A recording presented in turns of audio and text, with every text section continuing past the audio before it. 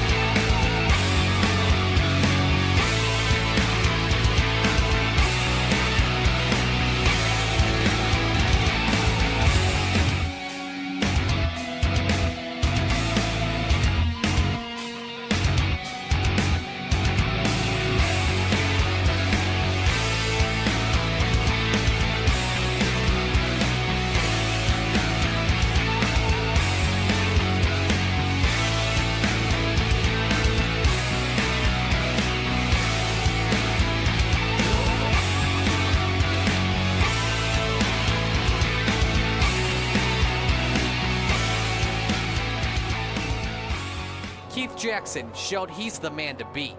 He starts in the best place possible. Meanwhile, Griggs, Goldner, Christofferson, and Fahey made it to the feature the Hard Knocks way. 4 spots plus a few provisionals remain. But now, the time for talk is over. Green flag, showtime. The Knoxville Nationals underway. It all comes down to this: the race that drivers have put their blood, sweat, and tears into.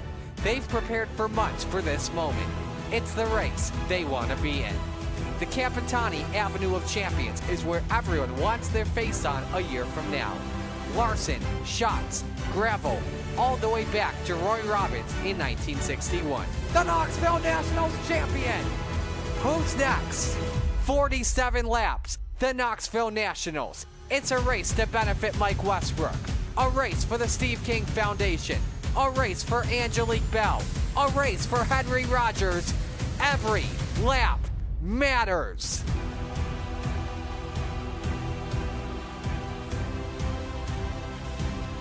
Man, do we live for this. We have waited months to be here in this moment. Tonight, we crown a champion of the Knoxville Nationals for 2004 in honor of Mike Westbrook of the Steve King Foundation. Championship night, brought to you by the National Sprint Car Hall of Fame and Museum. Somebody will be standing here in victory lane as the greatest sprint car driver in the world, without question, in the Coast2Coast Racing League. The biggest race of the season. We come to you live from the National Sprint Car Hall of Fame and Museum in turn number 2. You see it right there. Welcome on in, everyone. We're glad you could join us. And look at this. We've brought back all 5 Booth Boys members here. Marty Sakala with you. Isaac Salas to my right. Brandon Dittmer to my left. The bottom 2, Dean Reynolds and Zach Chapman. BD, you're the hometown guy here. You're from Iowa. How big is this day? Oh, it's about as big as you can get, you know. You talk about a race that everybody wants to win, put on their podium. This is it. Just have a chance to even getting into the A main is already tough enough, and let alone winning it. So you ever get the chance to put that trophy on your stand, it is the greatest feeling in the world. Another guy that's a regular down in Knoxville, he always likes to go for a week, is Dean Reynolds. Dean, I know you were busy for the past 3 days up in Canada, but now you're finally back with us in Knoxville. You know, how tough is it to come from a D main, which we're going to see in just a bit, up to the feature? Well, this is well. First of all, it's part of the Knoxville mystique is the soup that three of us here in this booth are going to try to do, and but Knoxville is it's such an iconic week. I mean, it's been around for longer than I've been living, and it gets people geared up so much that even guys like BD leaves presents in somebody's front yards and almost inside somebody's car. All right. So that's how excited everyone gets for this week. Zach, you've been with me on Monday and Wednesday throughout the week. What have you liked about what's been going on here? Oh, I can't believe I got to come back in after that one. Oh man, you know, it's just it's been great racing so far. You know, last night I was a little surprised in the hard knocks. I talked about it. Guys were fairly conservative, Marty. They weren't too aggressive. They didn't race each other too hard, and you know, guys kept their tempers. But tonight, knowing there's only 4 more spots left, I mean, here comes C and B main time especially. I think we're going to see some tempers flare tonight. And finally, Isaac Salas with us. Long time no see, buddy. You've got a bunch of those trophies. What would a trophy mean to any of the drivers competing in the championship tonight? I think it's massive. I think it's also pretty big bragging rights. I won't lie to you. I mean, every time you get to show one of these off, whether it be for a special event we do or a just a season-long trophy, I mean, it's amazing. It's awesome to like actually have one of them presented to you, and you know, and it's super cool to like have that etched in. So I mean, I'm very fortunate to have a couple of them, and like I said, it means the world in your sim racing career when you get one. Well, let's explain how the format is going to go tonight. It's Soup Night here for Knoxville Nationals, Night 4 and the final night. We'll begin things off with a D main. The top 4 will transfer out of that 12-lap event, and we'll start in the final 4 spots in the C main. The track state will also increase by a little bit. The top 4 advance from the C main to the back of the B main. 22 laps for our last chance showdown. Top 4 drivers make rows 9 and 10. We also have spots on the line for provisionals, from veterans to volunteers to auction winners, and a whole lot more. Something else that's pretty cool as well. This is, I believe, and Roger's going to have to correct me on this if I'm wrong, but this is the highest paying charity race for a single winner in a single race here, because normally it was the DWR Automotive paying $100 to win, 75 second, 50 for third, 25 for fourth, 15 for fifth. However, though, thanks to the friends at Aces Up Sim Sports, they have matched all the payouts and are doubled. So the winner is taking home $200 tonight to win. Second, $150. Fifth place, $30. Everyone at least $10 to start, courtesy of Westbrook Farms and the Turnbull family. But there's a lot of other prizes up for grab in tonight's finals. We've got the top soup run, $25 thanks to DWR Automotive. You also have the Tough Luck. That is a $50 bonus courtesy of Inferno. That's the first non-qualifier. The Hard Charger, also courtesy of Inferno, $75. The Hard Charger under 6 IP. I don't know what that means, but that's courtesy of Raven Graphics, $25. Incident points. Incident points. Yeah. Okay, that's I had to think of that for a moment. The highest qualifying retread, 55 plus, $25, courtesy of Roger Craig Racing. Highest finishing retread driver, $50 from the Salty Dogs. Fastest lap, $35, courtesy of Shaggy TV, and another $35 for the last qualifier in the show also courtesy of Zach Chapman. We also have an auction going on right now for the provisionals. Here are the provisionals as of right now. The top vet who doesn't qualify, that's Ross Corina. He'll start 27th tonight. The top salty dog that doesn't qualify, that's currently Bill Calder. He starts 28th. The top Friday Night Lights driver who doesn't qualify, that's Joe Halter, who starts in 29th. And right now, we'll have 30 drivers in our feature. Right now, 30th place, Brandon Dittmer, who's paid $115 for the spot. If he makes it into the show, he will give it to Dean Reynolds. So one of you two has a lot of pressure on the line. So, Man, I am going to let you buy for the last qualifying spot. yeah. I'll tell you what, Dean. You know, I was talking about you when you weren't here, and you know, you're gonna say go, Brandon, go, but man, I've seen you finish in the top 5 in a bunch of A Series races here this year. So you can't sleep on yourself here. You may be my dog to pick here. We're going to give her hell.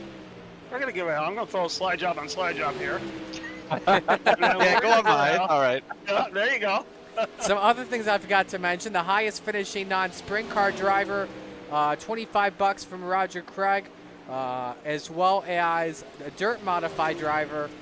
That's the dirt modified driver with less than 5 sprint car starts in Coast to Coast. And of course, all proceeds as well, benefiting Angelique Bell and Henry Rogers, the Steve King Foundation. Like we mentioned earlier, both drivers that were involved in fiery crashes and currently on the road to recovery. And we hope to see them back in race cars down the road. Sponsors on the bottom right. Without them, none of this is possible. None of them. We also have some door prizes as well. I think there's a lot of them too. We'll give you the winners during warm-ups for the final. And here's what's up for grab. 2 hero cards from Raven Graphics, a free wrap from Velocity Race Designs, a free setup from ABR Setup Shop, a Victory Fuel t-shirt, 12 cases of Victory Fuel from Swindell Speed Lab. That stuff's so good. You had me with 12 cases, and then you've followed it up with Victory Fuel. But here's the biggest one though. 6 pairs of tickets for a Hall of Fame suite to the Knoxville Raceway opening night 2025, courtesy of the National Sprint Car Hall of Fame. That is huge. Huge, I tell you. Amazing. That's probably one of the best door prices we have ever given.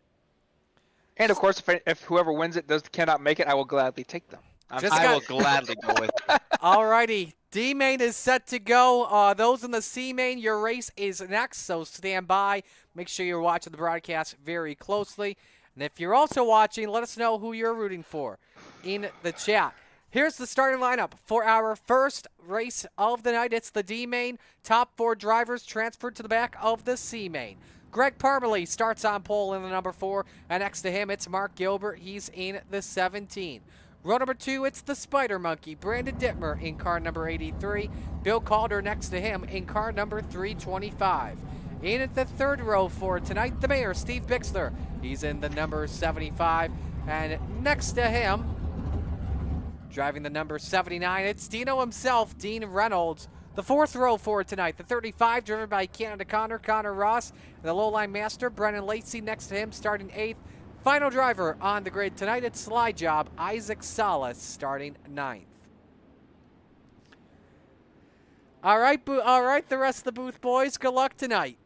Yeah, you better mute our mics. Yes, we're going to. Everything's up for grab here. It is a Dean Reynolds rule. Mute the mics. Zach, you and I ain't muting the mics, though. No, and I have the luxury of I get to hear what they say to each other. Yes, you do. So I get the best of both worlds here. But man, Marty, how is this a D main? Look at the names in this. I know, right? There's a lot of good guys out here. Gosh, I mean, realistically, somebody good here at least that could win an A Series race is going to go home.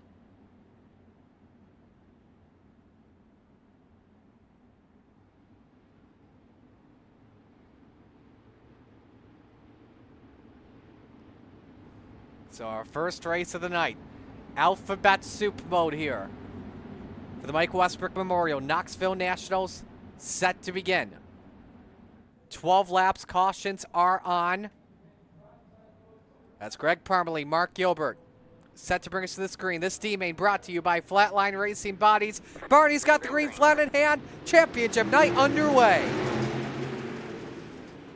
Oh, and immediately trouble for Dean Reynolds as he gets into the back of Bill Calder. And, man, that's going to take Isaac, Brennan Lacey. They're done, Marty. Three wide and Greg Parmalee up in the wall in turn number 4.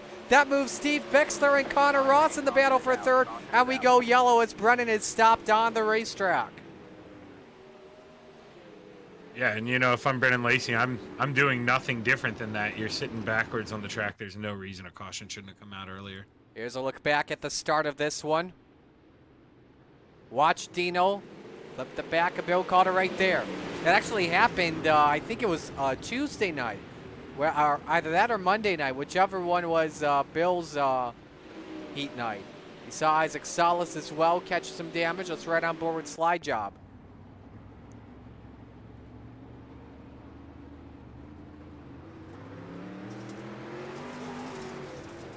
Nowhere to go.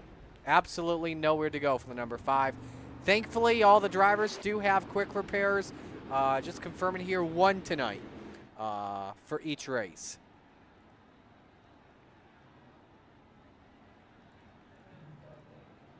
And, you know, not that you want to have to do that, but 12 laps, if it's going to happen to you, you want it to happen early. And, I mean, these guys have time to work their way up through the field, and you only need P4 right now. Absolutely. Top 4 is what matters to all the drivers here the most.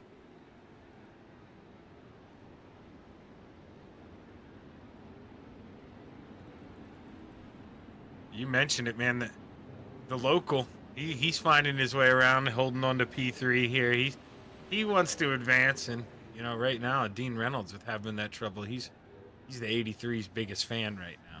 Absolutely. All right, we are set to go. Lights are off as we come green this time by. Your transfer drivers, Greg Parmalee, Mark Gilbert, Brandon Dittmer, and Bill Calder. This is a single file restart. Going back to the starting lineup as we only complete, actually we've only completed 2 laps so far. So we did take that first green flag lap. Steve King Foundation pace truck on pit road. Greg Parmalee gets a big break, that's for sure, as we're back underway. And rough start there for Bill Calder, really backed the guys up, and now the front 3 are able to run away, but Dean Reynolds into that 4th and final transfer spot right now, but he is going to have the heat on him. That 35's coming. He's in the Jeff Swindell throwback in car number 79, up to the 4th spot past Steve Bixler, but a good battle for the race lead. Top 3 drivers under a blanket, Parmalee, Gilbert, and Dittmer. Down low is the Spider Monkey. It's 3 wide now for the top spot for just a moment. Can the 83 get P2? The answer is yes. And Dittmer, you know, he's going to go for P1 here. He's going to go right around the 4 on the bottom as he's found some speed on the bottom of the track, Marty. He probably knows this track a lot better than anybody else since he calls it home. Contact between Connor and Dean. It's the battle for the final spot. Good point there, Connor. In that spot now, Parmalee up in the wall. Just fell back to 4th, and he's got damage on the front wing. Contact with Isaac Salas. Around goes the 5. Yeah, and Dino had to pinch Brennan Lacey there going into 3 and 4, but Lacey did a good job of going down low, and they both survived the race another day. As man, Dino, he may not be happy with Connor. I'll have to go back and take a look at what transpired a lap or 2 before that. Well, we're going to show you that right now. Here's a look at that race for the 4th position. Connor was blanking. That appeared to be some net code. Let's watch that again from Dean's vantage point. Oh, yeah, easy net code, without question. Yeah, tough break. That's just racing online, Marty. That comes with it, right? And then we saw Parmalee get up in the wall and just gassed it too much, and that the steering rod was already broken on the number 4 car. And once again, Isaac involved in a crash, and that may do it for his Knoxville Nationals.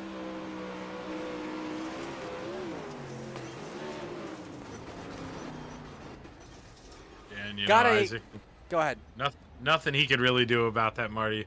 Your heart breaks for that kid. You know, came into tonight, wasn't able to make the other nights, and you know if he could make that show, he's one of the guys you got to keep your eye on. So Just got a provisional update for the auction.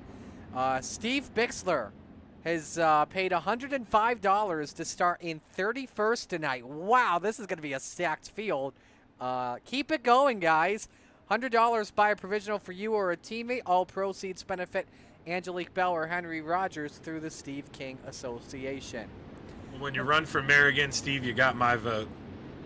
Let's see who's checking in here tonight. Patrick Spangler says highest qualifying retread has been named already as well. That was Jeff Barker, so he gets a bonus there.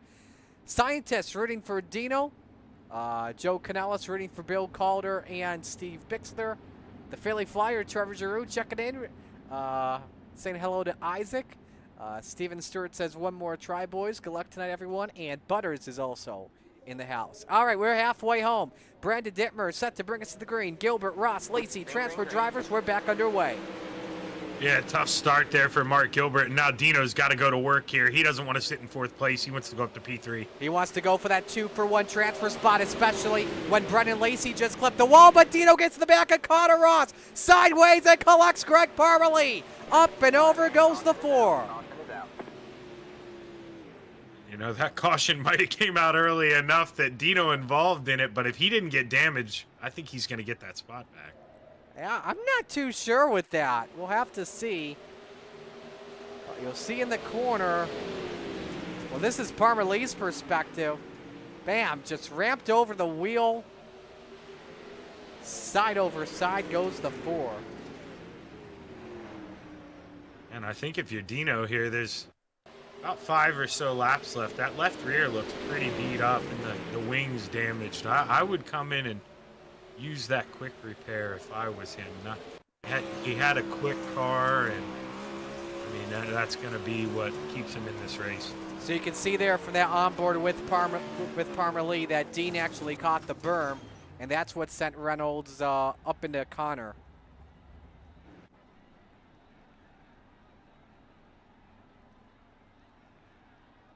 The drivers all on pit road. How about this? 46 viewers checking in for the D main. Making 47 now. Let's see. I want to see if we can hit 75 by tonight. Can we hit 75? I know we'll hit 50, and we should be able to hit 60. I want to see if we can hit 75. So tell your friends to tune in. Your friends, your family. It's the biggest race of the night for Coast to Coast, that's for sure. Kyle Fahey checking in, says he loves seeing some good racing. That you do, my friend. That you do. And update as well on that provisional too. Steve Maurer has paid $105 for Steve Bixler to start in 31st. So with Bixler out, he'll start from the back of the pack tonight and use that provisional. Greg Parmalee, Isaac Salas in the pits, trying to get as much work done as they can. Parmalee's night likely done for good after being airborne twice, as we're back to green with 5 to go in our D main. Good start for the Spider Monkey. Mark Gilbert seeks low for second, doesn't work. Brendan Lacey in the final transfer spot. The 1 second advantage on Dean Reynolds. Yeah, Dino wants them to go to work in front of him. He needs them to start racing. He's got a quick car. He was able to go in and use that quick repair, but he needs those guys to race in front of him. He kind of got humbled there on that restart. Everyone hugging the cushion off at turn number 2 to see if anyone makes a lane change underneath. Gilbert and Lacey both testing out the slider line. Remember, Lacey loves the low line, but at Knoxville in the past, he hates the high side. And when this track gets slick here tonight, Zach, we'll see those motocross bumps pop up, and normally he flips on them. Yeah, flip up those lap times, Marty. Look at the times this 79's running. He is coming at those guys. He's got a quick car, but he may run out of time. 16:71 last time by, though, his best lap of the day. 16:56 closing in on Mark Gilbert. Actually, you meant Dino. He is 2/10 quicker than Brendan Lacey that last time by, as we're on the final lap. That time, Dino cut down 100. This is the battle for the win in the D main. Top 4 drivers start in the back of the C main. Brandon Dittmer in the Training Wheels Racing Falcons 83 off at turn number 4 takes the checkered flag and wins. Connor Ross second, Mark Gilbert third, Brendan Lacey fourth, Dean Reynolds fifth, Bill Calder sixth, Parmalee seventh, Solis eighth, Bixler ninth. We know Bixler is in the show, Calder is in the show. Dino's hoping that Dittmer can play some soup so he can get the provisional. Parmalee and Solis, their nights from the looks of it are done early. Parmalee will probably be the first man to hang out in the stands before everyone goes to Dingus for the after party tonight. So let's unmute our other 3 booth boys. Your mics are starting to come hot. And we'll check in here at Brandon Dittmer, our race winner. Brandon, how you feeling about the car, man? What'd you learn off of that early? At the end, the car's going away really badly. Connor Ross is really tracking me down. I don't really know what to do about that. No, the bottom's really good right now. Of course, right now anybody can run the bottom right now, but it's that last 10 to 15 laps of that A feature where running the bottom is truly an art form that you have to master. And I can't wait to get that chance. What do you expect for the C main coming up next? More of the same. Track starts 5% more worn in. So hopefully that top side will become a little bit more of kind of more of a drive around with cushion kind of building up. So we'll see what happens. Alrighty, who do you want to give shout outs to? Just you guys for the amazing broadcast. Roger for Coast to Coast. Everybody who was able to help put this whole thing on, and cannot think of who made this wrap. I feel so bad. It's a beautiful wrap. And Training Wheels Racing. Alrighty, man. Well, that's Brandon Dittmer taking the win. He'll start in the back of the D main. So the first race of the night is done. We will step aside and take a break. There's a look at the results on the top left of your screen. Your top 4 moving to the back of the C main. C main drivers, you should be getting ready to grid right now. Roger is loading everything up. We'll step aside and take our first break of the night. Stay with us on the Coast to Coast Racing Network. You're watching the Mike Westbrook Memorial Knoxville Nationals, benefiting the Steve King Foundation.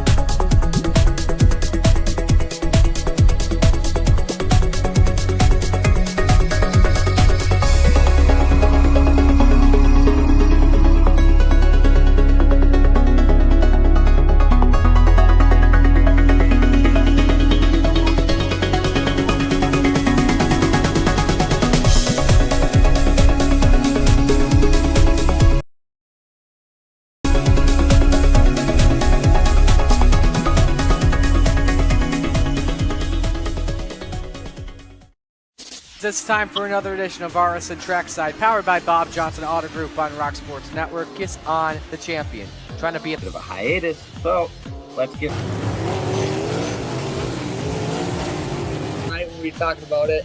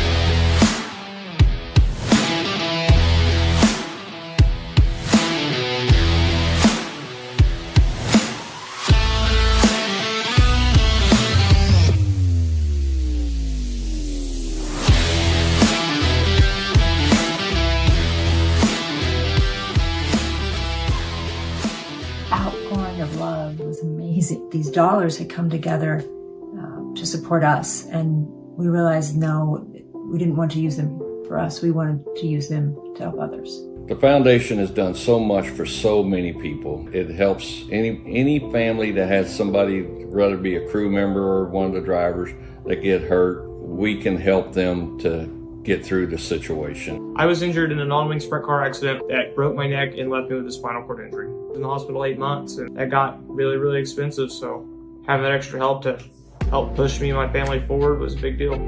I was involved in a pretty gnarly sprint car crash. Found out my brain was swelling and bleeding. Pelvic bone was broken. I had 2 cracked vertebrae on my back, and I was in the ICU a little over a week. The Steve King Foundation reached out to my parents. We received a donation from them. Immediately, they started me on what's called neurofeedback, and insurance did not cover the neurofeedback appointments. So we received another donation from the Steve King Foundation. It really helped a lot, and I just want to say thank you. Thank you from the bottom of my heart to the Steve King Foundation for everything that they have done for me. This last Sunday, I got to turn laps in my modified here.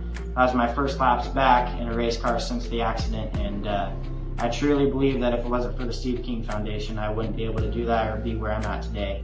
Yes, Steve's death is the reason the foundation exists, but it's Steve's life, and it's the lives of racers everywhere, is the reason we're able to do the work we do.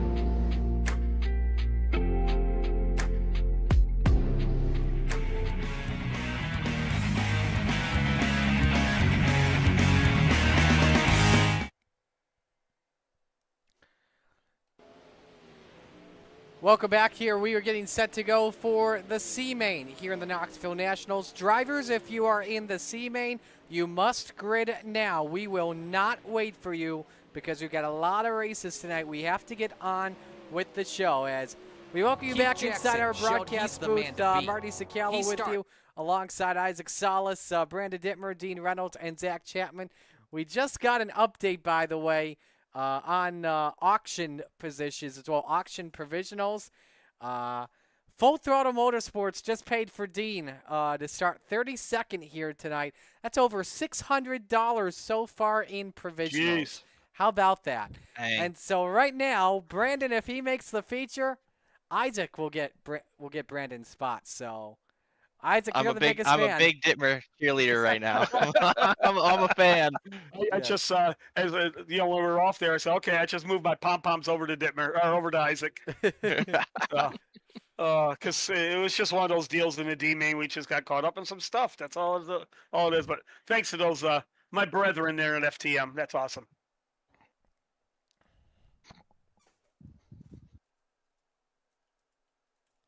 All right, so we are getting set to go for the C-Main. There's a look at the best barbecue place as well in town, the Rib Shack.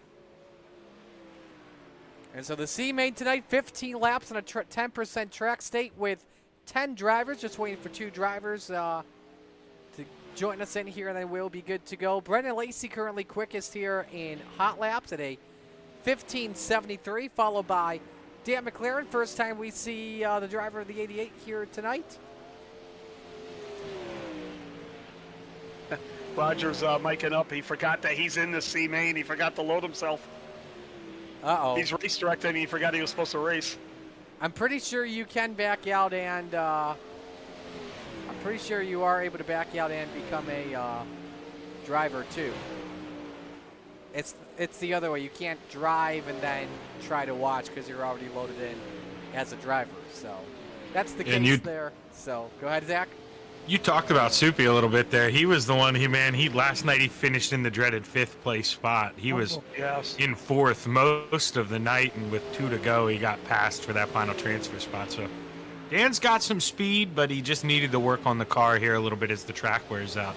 I think these short sprints here, it's going to suit that 88. He's going to be someone you got to watch.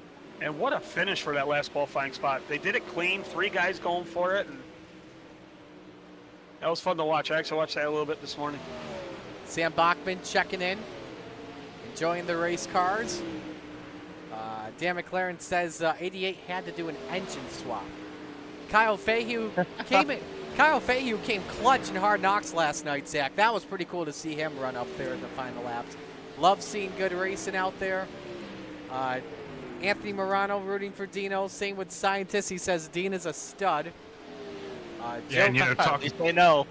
You So brought up he is a Kyle stud. Fahey. He's one of the ones who he got spun out on lap number 1, and I mean was almost a whole lap down there. He needed a caution. A caution didn't come out, and he was able to drive his way back to the front on the high side. So shows even in a not worn track, you know, there's going to be speed everywhere. You just got to be willing to hang it out. Joe Canella says awesome stuff, and Patrick says Dean starts 32nd but has to run a big block. Oh, Absolutely. Has a chance. You Big would have block a in the, chance. it's not a 410, a big block sprint car motor.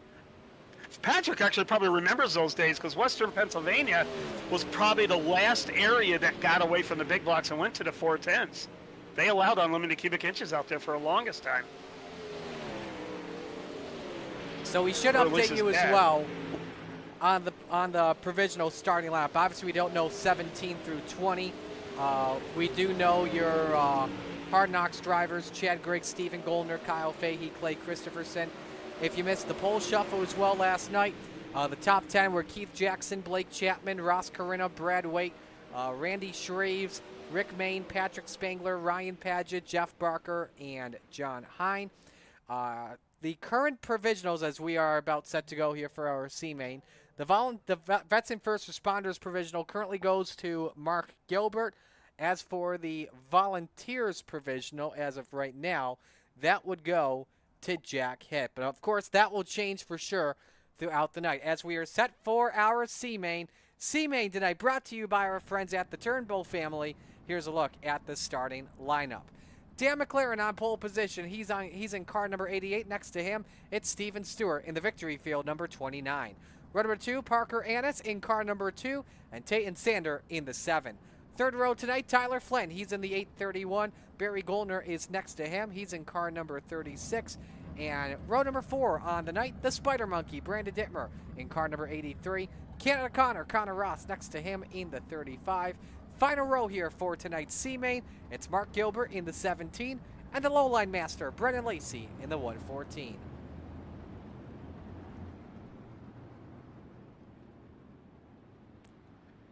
"15 laps, our C-Main for tonight, and we are taking the top 4 in the back of our B-Main / Last Chance Showdown. Brandon, How good many? luck. thank you. Go ahead, Zach. Marty, how many do you think make it from the final 4 here? That make it from the D? Do any keep climbing the ladder here? I think some do. I think you're gonna have to keep your eye out on Brennan Lacey and maybe Connor Ross. I'm Yeah. saying Dittmer too, just so he has a supporter out here. Yeah, I'm not Jeez. sure. I'm not sure between Dittmer and Connor, but I think we're gonna get 2 of them as well. I think 2 of those 4 are gonna make it. We'll have to see. By the way, we're at 51 watching right now on the Coast to Coast Racing Network. Again, I let's just see if. gave the link to Megan, so let's hope she's watching. Okay, good. Let's see if we can get it to 75 here tonight.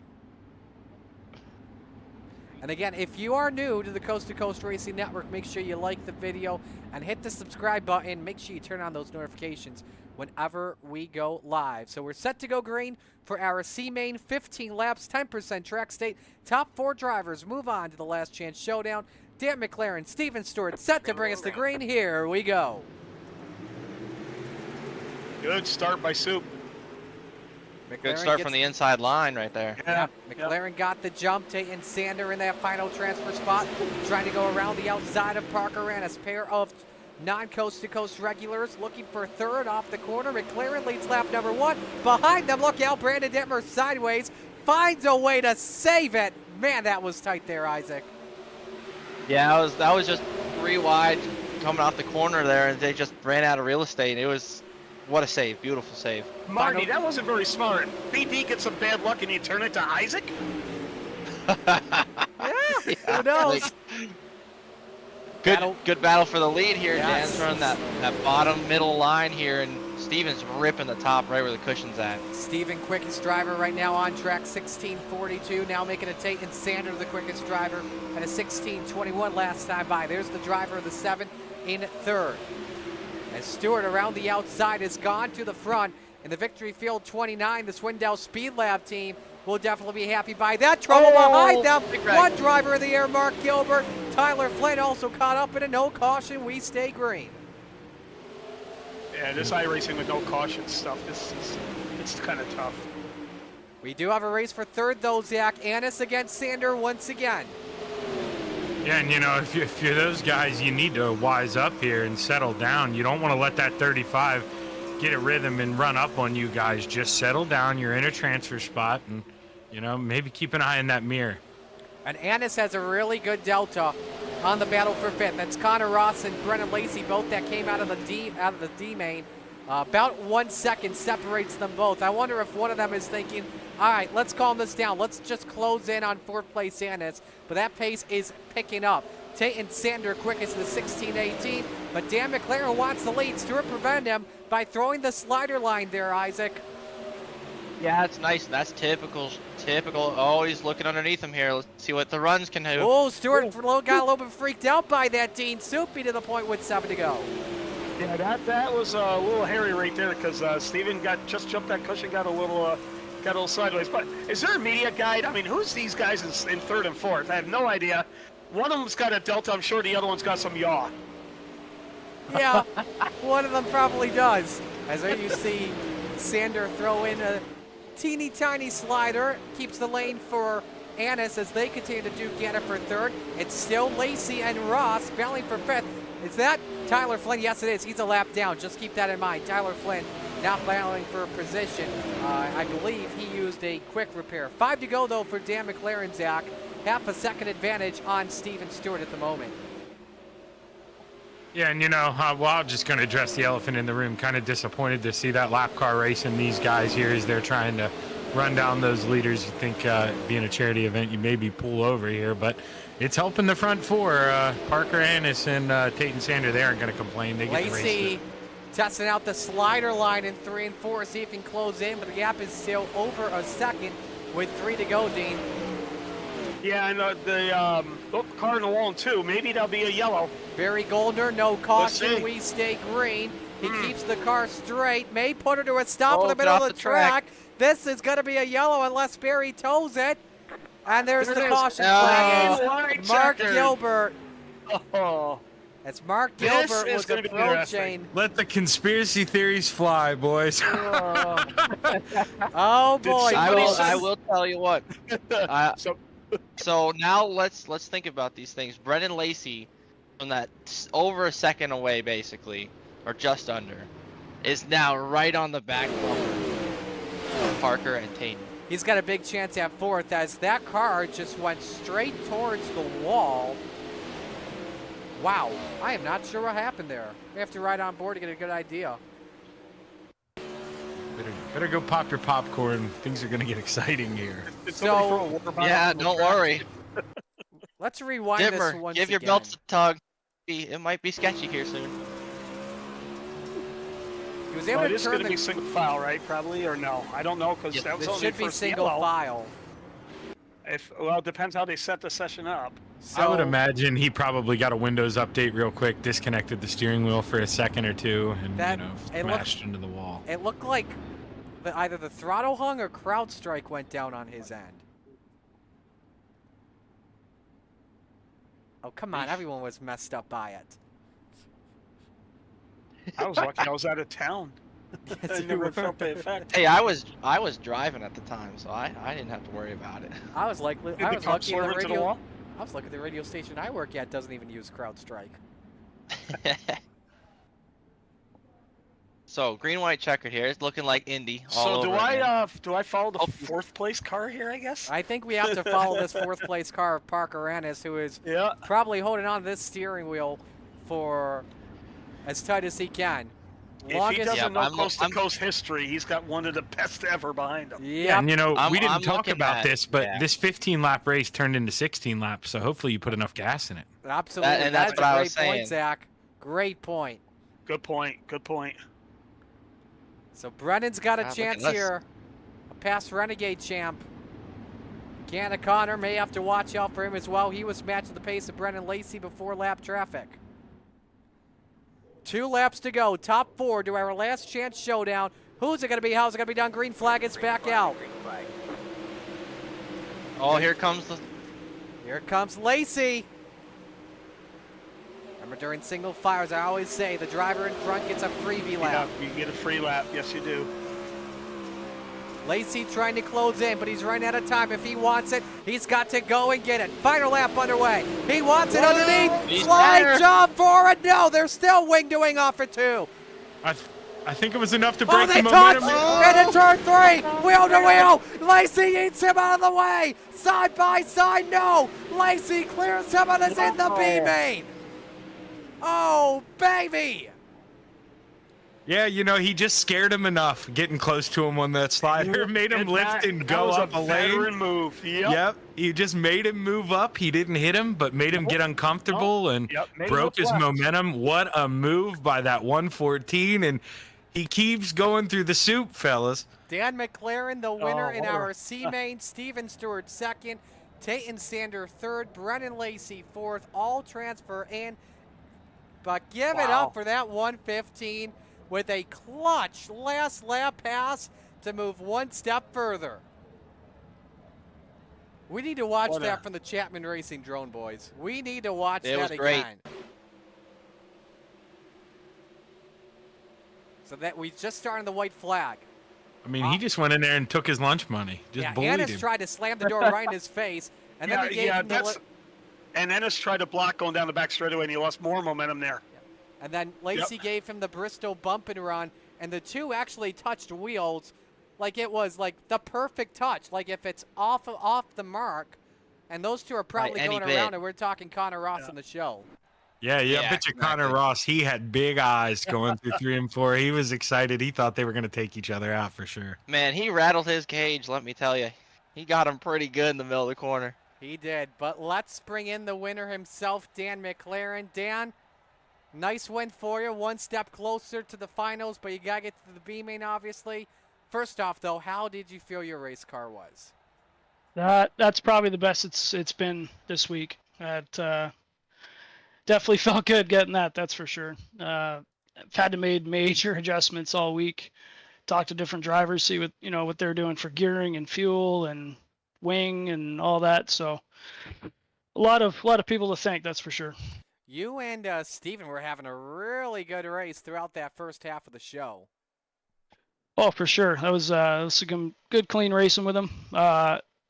Didn't want to make it too close because top 4 move on. So glad to see a top 4 to settle into place and hold on to our spots. But yeah, feels good.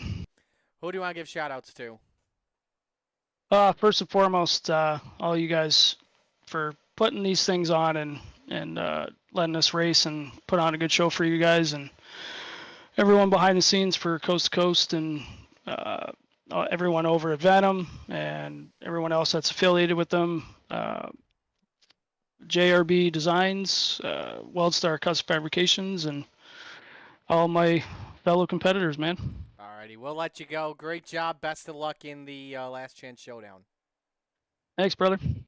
Yeah, good luck. Oh, man, I was going to cheer him on. Well, that was a heck of a finish to that one, as Dan McLaren takes the win in the C-main. As you pull up the results here on the top left, actually, the service has just disconnected. So we're actually going to pull up the results from right here. We'll put them on the center of your screen. The top 4 transfer, if you are in the B-main, your race is getting set up right now. So you're moments away from having the grid. We're going to step aside and go to break. When we come back, it's the Last Chance Showdown. Stay with us in the Coast to Coast Racing Network.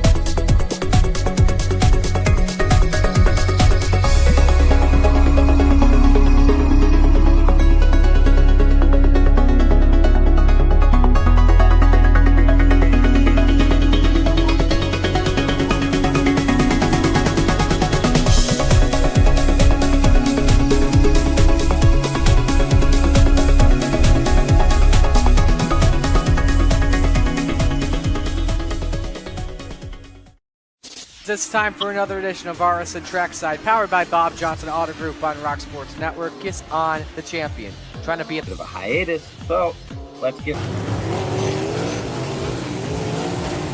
Tonight we'll be talking about it.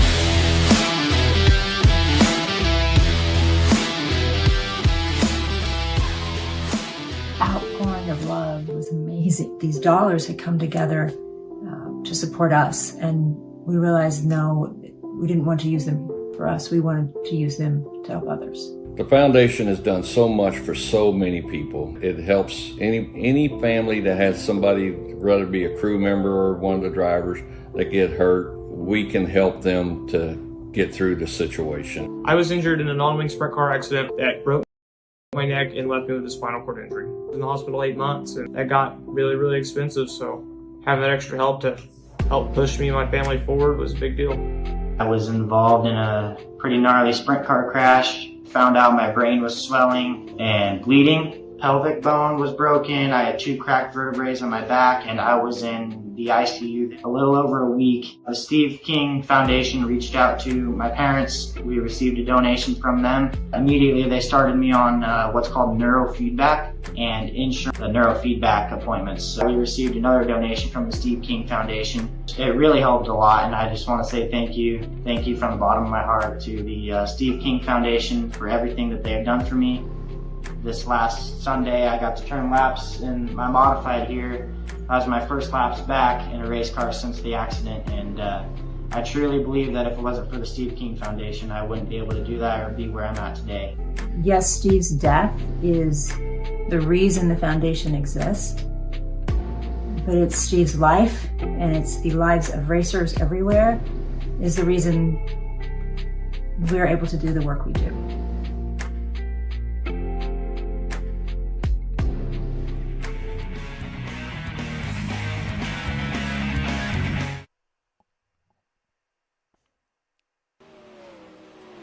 Welcome back to the Knoxville Raceway as we get set to go for our last chance showdown.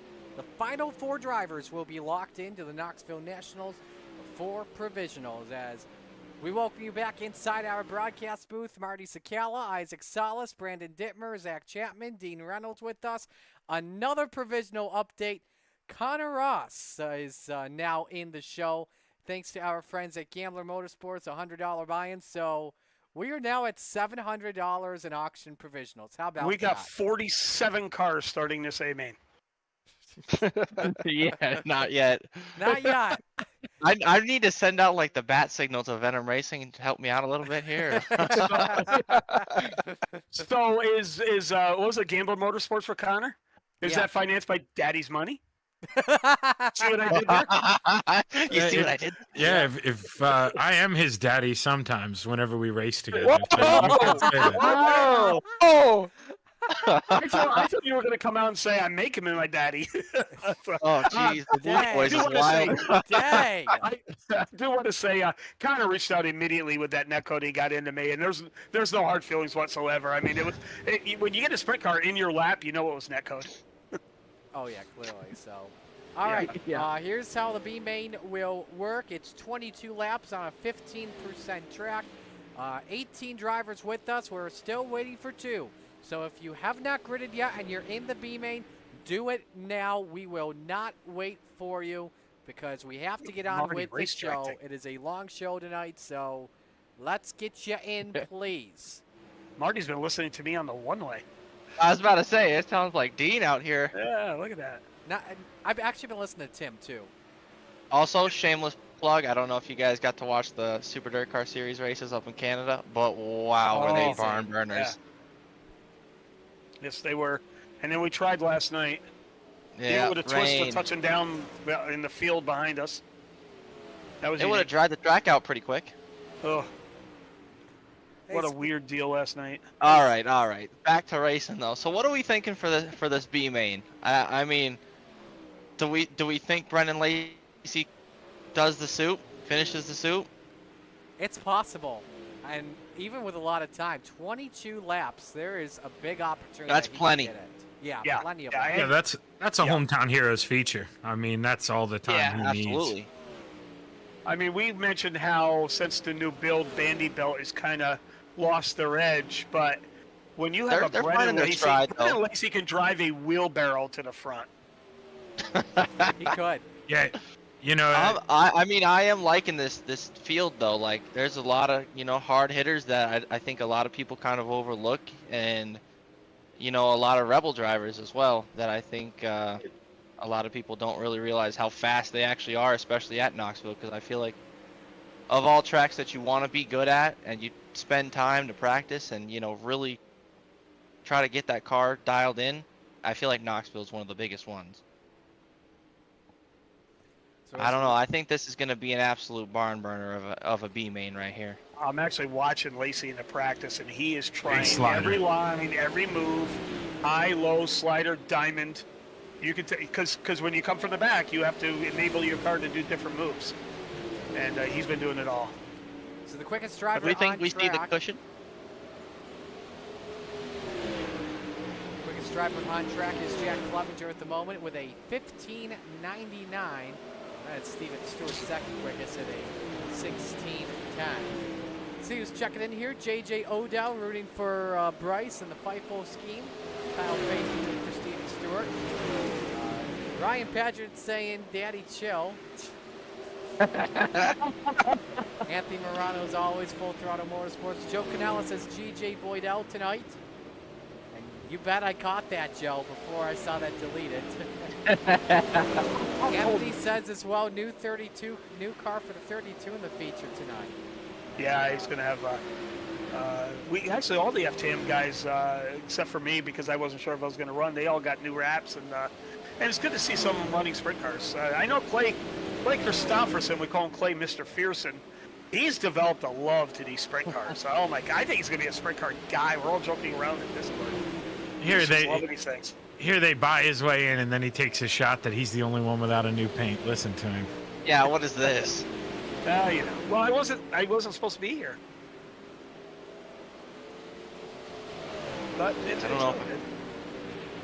So I tell you what, while we were waiting to get things going, why don't we talk to a couple of drivers that are in the Discord? Oh, I like it.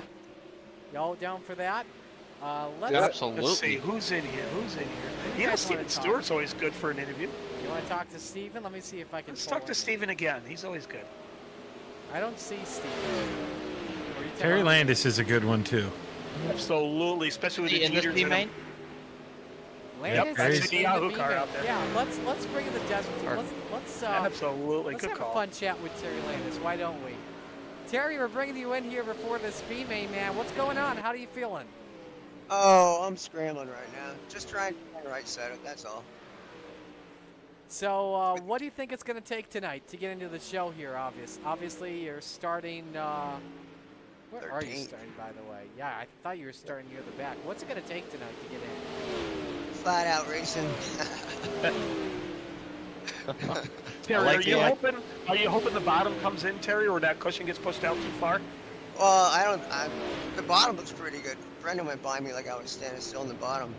He does that to everybody. Don't feel bad. I know, so I started up on the top, and I felt pretty good on the top, so I think it's going to stay on the top. Good to hear. Good to The hear. slider line's going to come in, I believe. Oh yeah, we've seen that slider line coming pretty good throughout the week here. That's for sure. So, hey Terry, before we let you go, anyone you want to give shout outs to? Oh, let me reach out to boys back at KSR, because John and the salesmen are doing pretty good. I'm just trying to hope I can back them up. But yeah, them guys, and you all for doing this, and most important, Stephen King Foundation. All right, sounds good. Well, the car's not right now since we just saw you flip it. I almost thought you were going to do a complete rollover. So, Hey, I don't know if you guys saw it last night. I'm not bragging, but I had to cross the finish line and pop in a wheelie. Yeah, we did. We actually caught that. You seen it? A longer wheelie than Dean or Brandon would ever do. I've never done that. That's what went through my head. Beat you, Dean. Terry, good luck out there tonight, brother. All right. Huh? Okay. You have a great night. You as well. Thank you. Yep. Okay. Steven's in the waiting room still. Are you supposed to interview him? Let's he bring was him back listening. in. Yeah, he was listening. So let's bring in the victory field number 29. Steven, what's going on, man? How are you? I'm good. How are you guys? We're good. How you feeling coming on into this B main here tonight? Starting from second spot, you're in a transfer. I'm sorry, correction. Starting in the back tonight. Think you can make your way up front to the front? I'm confident I can do it, but I'll tell you what, it's been a terrible week for me as far as luck goes. So I'm hoping that I can just keep it together, keep everything, keep the track I want to go on in between the down tubes, and just get in the top four. I don't really care where it's at, just in the top four somewhere. Well, Steven, if anything, just look handsome out there. Well, I'm trying to do that. I tried to layer it all up with the victory fuel so that we can There do you that. go. Well, yeah, speaking of victory field, you got a lot of important people watching you here tonight, man. That's for sure. Yeah, I was. I honestly built the car, and then you guys announced that it was all Victory Fuel sponsored, so it put the pressure on for sure. All right, Steven, we got to let you go, man. Best of luck tonight in this B main. Alrighty, thank you, boys. Alrighty, B main time, and the B main is brought to you by our friends at Dylan Westbrook Racing Automotive, DWR Automotive. Here is a look at the starting lineup for tonight. Gentleman Jack Hit on pole position. He's in the 217. Next to him, it's G.J. Boydell. He's in the 014. Row number 2, it's Jack Clevenger in car number 78. Pat Boyd's next to him in the 41. Row number 3, Garlic, Josh Gerlach in the 71.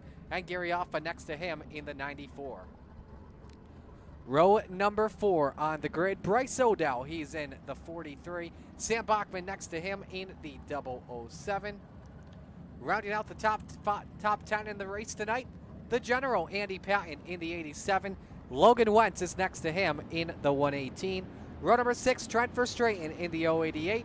And the Desert Demon, Terry Landis in the 161. Row 7, Corey Denson in car number 91. Dan McLaren next to him in the 88. And the final row for tonight, Steven Stewart in the 29 and Tayton Sander in the 700.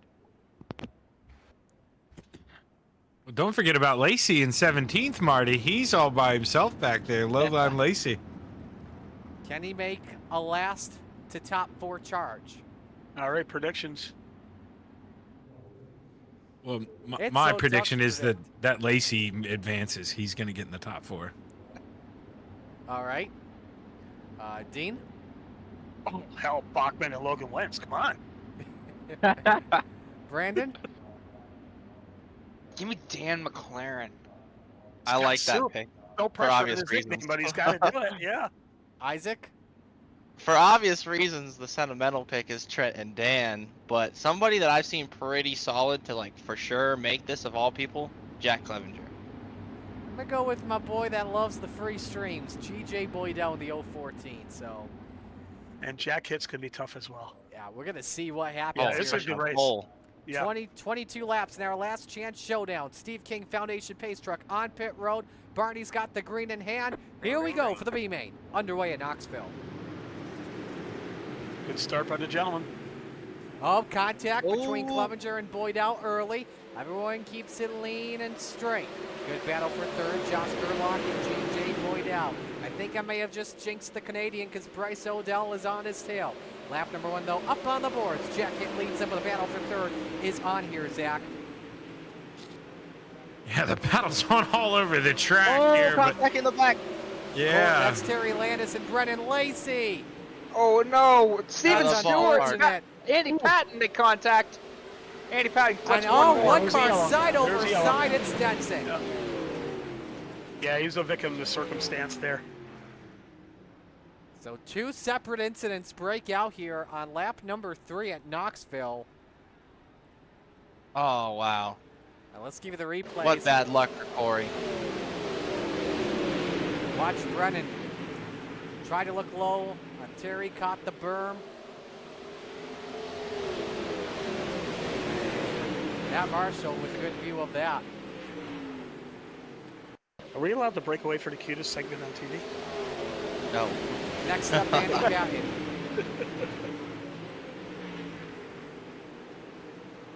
Man, what a fleck for Corey Denson. Probably the biggest one of them all. That is not the first time he has had a wild ride like that this week, folks. Yeah, you're right. Back at Heat 1 when he cartwheeled in turn 2. Pretty much did the same thing, but not as violent.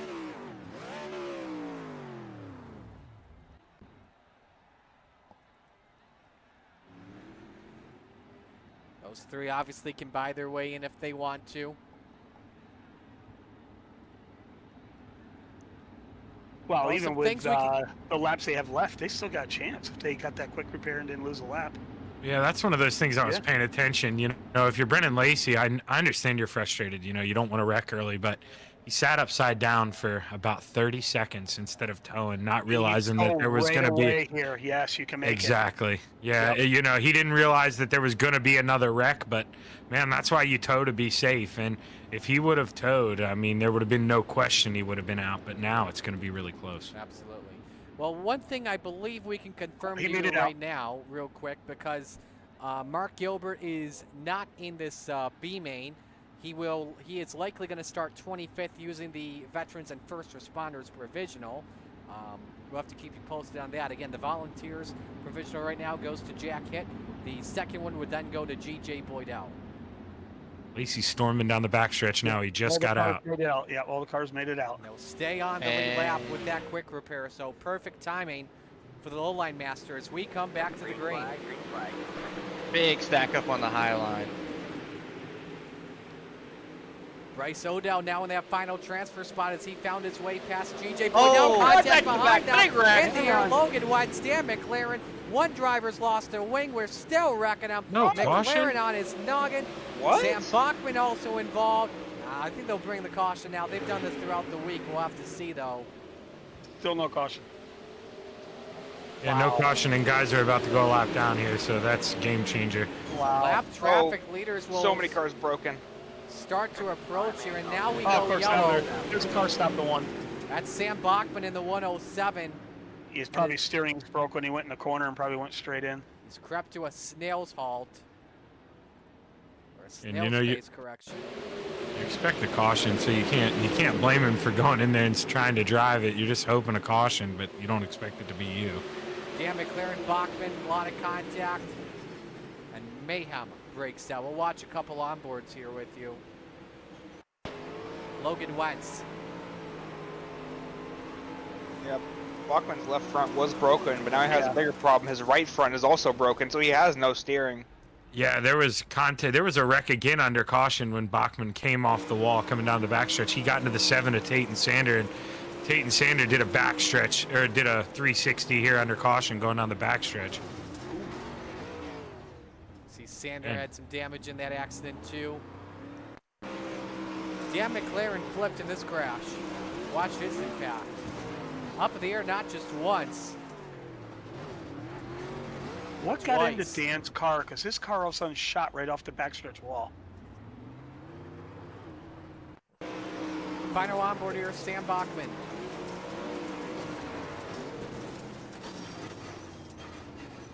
And you can tried see to there, the steering arm separated from the Hoosier tire and tether. He just tried to go in the middle 3 wide, And all Wentz closed came up. right up, and yeah, just nowhere for anybody to go. No, and if you're Logan, you know, you don't know that Dan's trying to go 3 wide there. You don't know that other car's up there. That's a good replay right there. I see it. In Bachman's car, in-car. Woo, Dan went for a ride. Andy Patton and Corey Denson disconnected. Now, this is what I expected to see in Hard Knocks night. I expected to see a lot of pushing and shoving. I was kind of surprised. Yeah, same. So a couple things out of here. Still got a lot of time. 18 laps, 17 laps to go. Brendan Lacey's back up to 10th. Yep. At least one car has damage. At least one. This could get interesting still, folks. We'll just have to see. Lacey restarting outside row 5 and 10th. Hit, Clevenger, Gerlach, and Odell, your transfer drivers. We're back to green. Great start for the high side. How about Gerlach for second? Take it away from the 78. That's the case. Oh, contact. Yeah, Greg Boydell and Trent Verstraeten rubbing going into turn 3, and now Lacey's behind them. He's not being very patient. He almost made it 3 wide. Still a 3-way race for second here. Clevenger wants third from Odell, but look out! Here comes the salty dog. Pat Boy's trying to close in, Dean. He's got drivers 3 wide in front of him. Yeah, and you know you hold your breath with the 3 wide, but you kind of want to see it also because it slows them down and brings you into the fray. Look who's right behind the 41. Brendan Lacey up to P6, ladies and gentlemen. Looking oh for boy! Oh, look out, Pat! No! Oh boy! All right, man. Caution is out. Caution is out. Let's And keep that's- the mics muted. And that's one where, you know, Lacey is being aggressive, but, you know, we've got to look at the in-car cam here, Pat, and if, you know, we don't know if he's running triples or VR, but, man, if he can see Lacey floating up early, that's on you to kind of hit the brakes and go under for the crossover. And just didn't want Looked to to be a little back out. neck code at the same time there, guys, when watching that first replay.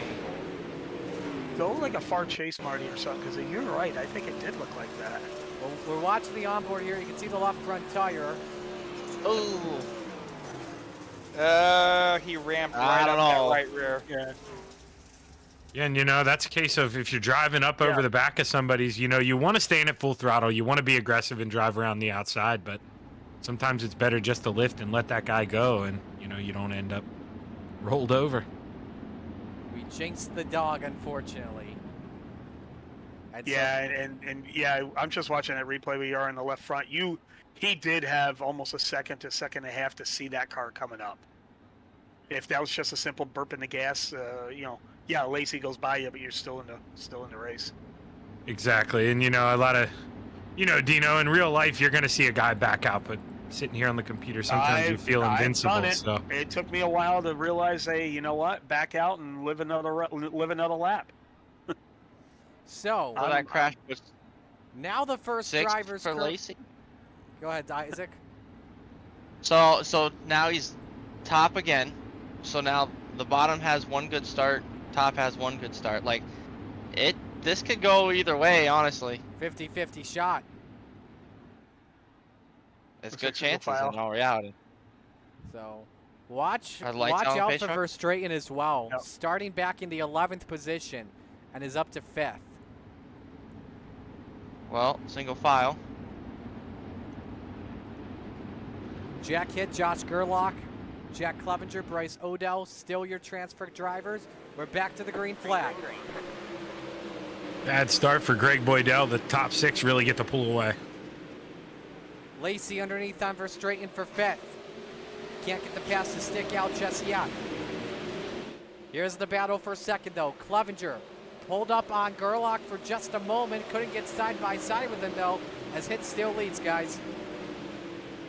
Yeah, you know, if you're Jack Clevenger, you got to kind of think you don't have any pressure from behind you right now. Maybe just chill. You're in the show. 5th and going for more. Yeah, Brandon, how you feeling about Bryce Odell right now? Because Brendan Lacey is on his tail, and there's over 10 laps to go in this B main.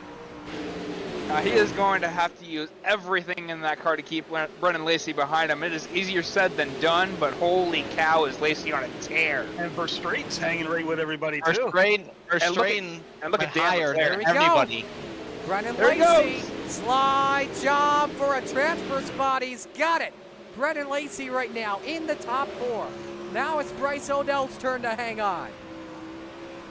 Here comes Dan Get by Holmes. Bryce as quick as he can. Yeah, and Dan's coming. Isaac, you got your boys moving here. Yeah, he's recovered from know. that flip pretty well, guys.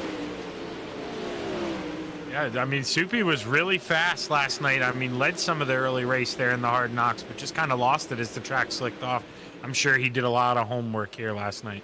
Clevenger underneath on Gerlach for the second position. Clevenger sends it in with a slider of his own. Gerlach tries to counter it back, still wing to wing off at turn 2. But meanwhile, Fifth. Here goes Trent. Yep, Trent for 5th. Puts him back in the hunt. Straighten takes it away on Odell, just barely clips the wall. Now if Lacey gets to war with Jack Clevenger, could this allow the 88 to close in?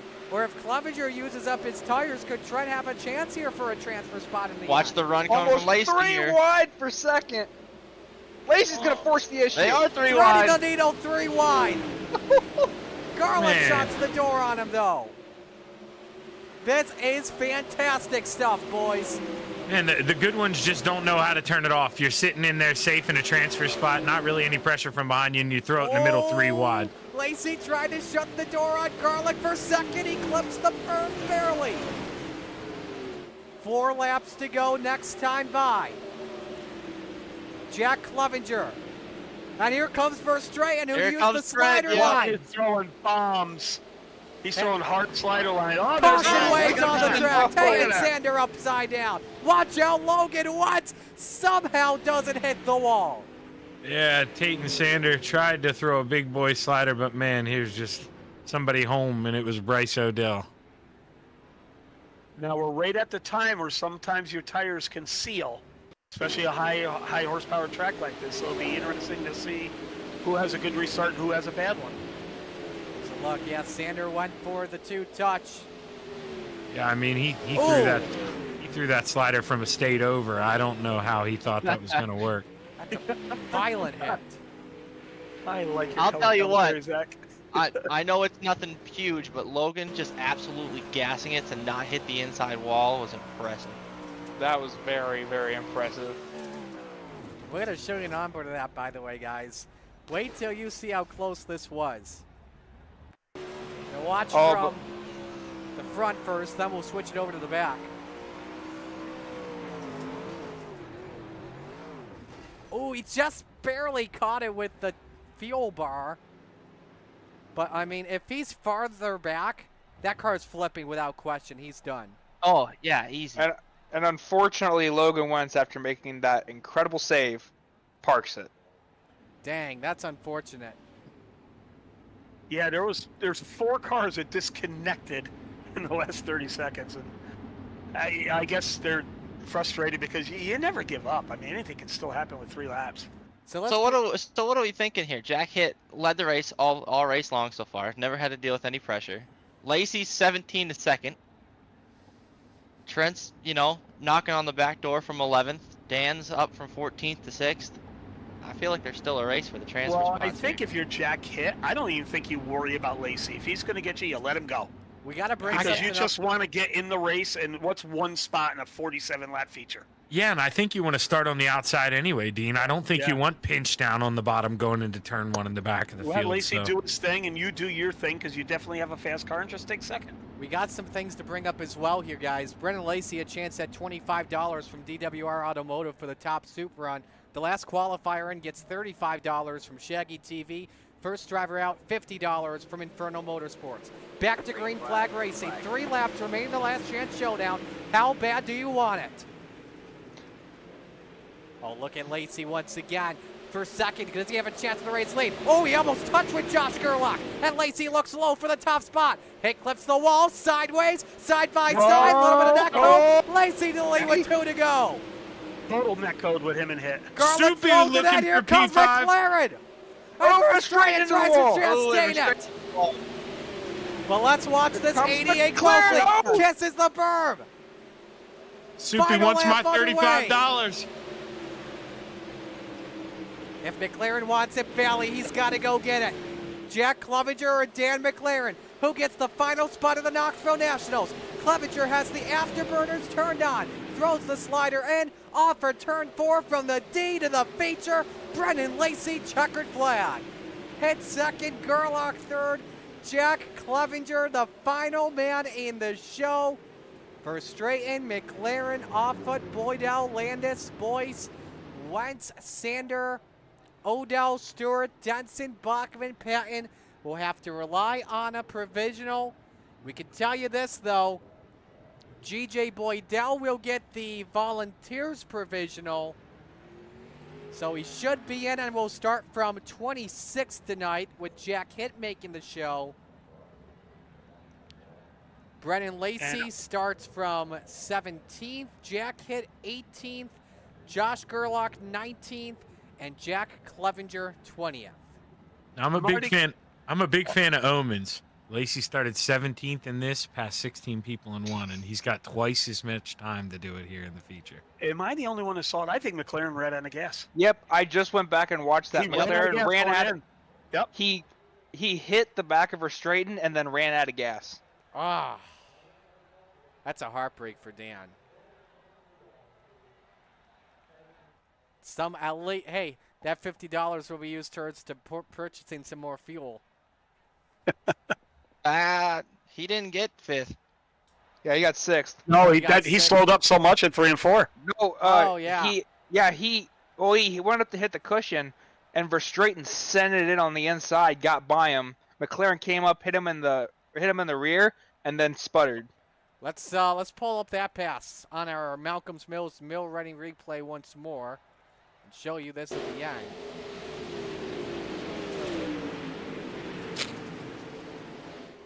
Right there is the contact, and yeah, you see how slow McLaren was, how that car was sputtering.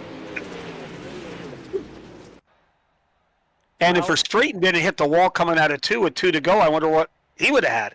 Yeah, I wonder what he would have had as well.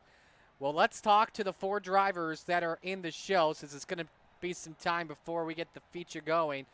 We're going to begin things off here with the man that pulled off the bone. He's got the bonus. He pulled off soup. Brennan Lacey, man, oh man, what a car tonight. Yeah, I got to thank Goldner and him and Ross for that one. I don't know what I'm doing in these things. I just drive them, you know. All right. Okay. What I think it is, I think the turning point in this for you, you go back to that C main. If we don't go to overtime, I don't even think we're talking to you right now. No questions asked. And you want to know what the reason was behind that? And Dean's going to get it. Dean's going to get it. Barry's cat jumped in his lap as he was racing. What? That's why it literally, Barry's like, oh God, here's my cat. And then it just literally, he smoked the fence. It was like, you got to be kidding me. I'm on the receiving end of that. It was so funny. We'll lose Marty for about 2 minutes. Zach, your turn. That is gold. That is gold. I was like, Barry, I can't believe you just did me something for once, but hey, I'm thankful for that cat, you know. So Barry's cat, a future salty dog. I told him I'm gonna have to get him a shout out on the broadcast or something. We'll put him up next to Dean's cats. We'll see what happens here. Oh no. Nobody beats Buddy. Now with 47 laps, those Moon and race engines, they suck fuel. You're gonna be okay? Well, this one came out of the junkyard, so we'll see what happens here. Moonin said you get bottom of the barrel since you're coming in last minute. Let's see what happens. So here we are. So, fair enough. Wow. Fair enough. Yep, fair enough. I get leftovers in our camp. Come on now, y'all know that. Brendan, who do you want to give shout outs to? Big shout out to Ross and Goldner. They're helping me out a ton with this thing. I gotta say that it's pretty confident that I feel in this car. I didn't even think I was gonna make it through the E. You can ask Roger. I was like, there's no way I'm making it through this thing. So I'm okay with it. We'll see what happens in the A. Long race. So we'll see what happens. All right, man. Great job. Best of luck with the feature tonight. Yeah, appreciate y'all. And as Zach said, we know Brennan is going to have a chance tonight. That's for sure. Second place, Jack Hitt. Let's talk with him. Gentleman Jack, in the show, man. How's that feel? Feels good, Marty. Feels good. Marty, we got to ask him, Jack, did your underwear stain brown with that neck code with Lacey coming out of 4? Because that was neck code. There was like 3 feet between you and him, and your car just shot to the wall coming out of 4. Yeah, I don't. Honestly, it probably that caution at the end just kind of got me down there. Apparently, I was running the wrong line, but No, that's hard racing. If I had another lap, I think I might have got him though. Yeah, you were strong coming back. Yeah. Man, so Jack, what are you expecting here for the feature? How do you feel How do you feel things could go? It's gonna be a mess. We got what 30 cars in here. At least this 47. way, I'm somewhere in the middle, right? So see if we can make it to lap 47 and see what happens, I guess. Who do you want to give shout outs to? Shout out for guys back in the pits giving me this hot rod here. Shout out to you guys putting on the broadcast course, everybody that's helping out through the league. Shout out to everyone. Man, there's been all kinds of donations, all these extra auction spots, everything. Bunch of sponsors coming through, everything. So just shout out to everybody that's involved, man. And of course, shout out to my wife giving me time to do this 4 nights this week. Alrighty, man. Great job. Best of luck in the feature. Good luck, Jack. Thanks, guys. So Jack hit finishing second. Let's bring in Josh Gerlach, who finishes third. Zach will let you take this one. Well, Josh, you know, you had your hands full there in the beginning of the race. Lots of cautions. Once it started to cycle out, you got a long green flag run. You were able to roll the top and get around people. Do you think you got a car that can contend here in a 47-lap race? Yeah, I mean, in 47 laps, anything can happen, right? So I'd like to think so. It's been about a year since I ran a sprint car, and I threw myself to the wolves here. So I was just real happy to make the show, and there's a ton of cars in this A main. So I just really want to survive it for at least half of it, and just see if we can put ourselves in contention to at least finish and get a good finish. Yeah, you know, that was kind of my question, my next question there. Is that the game plan here? You just go out here the first couple laps, try to save some right rear tire and just survive, make sure you got enough gas for the second half? Yeah, you nailed it. Yeah, survival is going to be big, and the tires, the fuel, because it's a very long race and anything can happen. So I think I made the feature here a few years ago for one of these special events. So it's cool to be back here racing at Coast to Coast and making a really cool event like this. Well, hey, man, you got through the hard part. Now the fun stuff starts, but got a lot of sponsors on that thing, man. Who you want to thank? First off, just want to thank Coast2Coast Racing League, all the work that Roger and the team does. These things are not easy, especially when you're doing it all week. It can be taken for granted really easily, and the amount of money that's been raised, through the years, just today alone and this week, it's really impressive, and everybody deserves a big round of applause for that. Otherwise, just want to thank Netcode Brands, simwrapmarket.com, alwaysraceday.com, Victory Fuel. Use the code NETCODE at drinkvictory.com, and you'll get 10% off. And Methanol Moonshine, appreciate you guys for putting the show on. It's been fun watching all week. We could have Victory Fuel with Galen's Popcorn. Yeah, we could. We got all these codes. This is great. There you go. I think Blake may have a challenger. Yes, it's all right. I don't know. Josh, best of luck tonight, all right? Good luck, Josh. I appreciate it, boys. So now we go to the final car that made the show. He also gets some money courtesy of it. Jack Clevenger makes it in, man. How's that feel?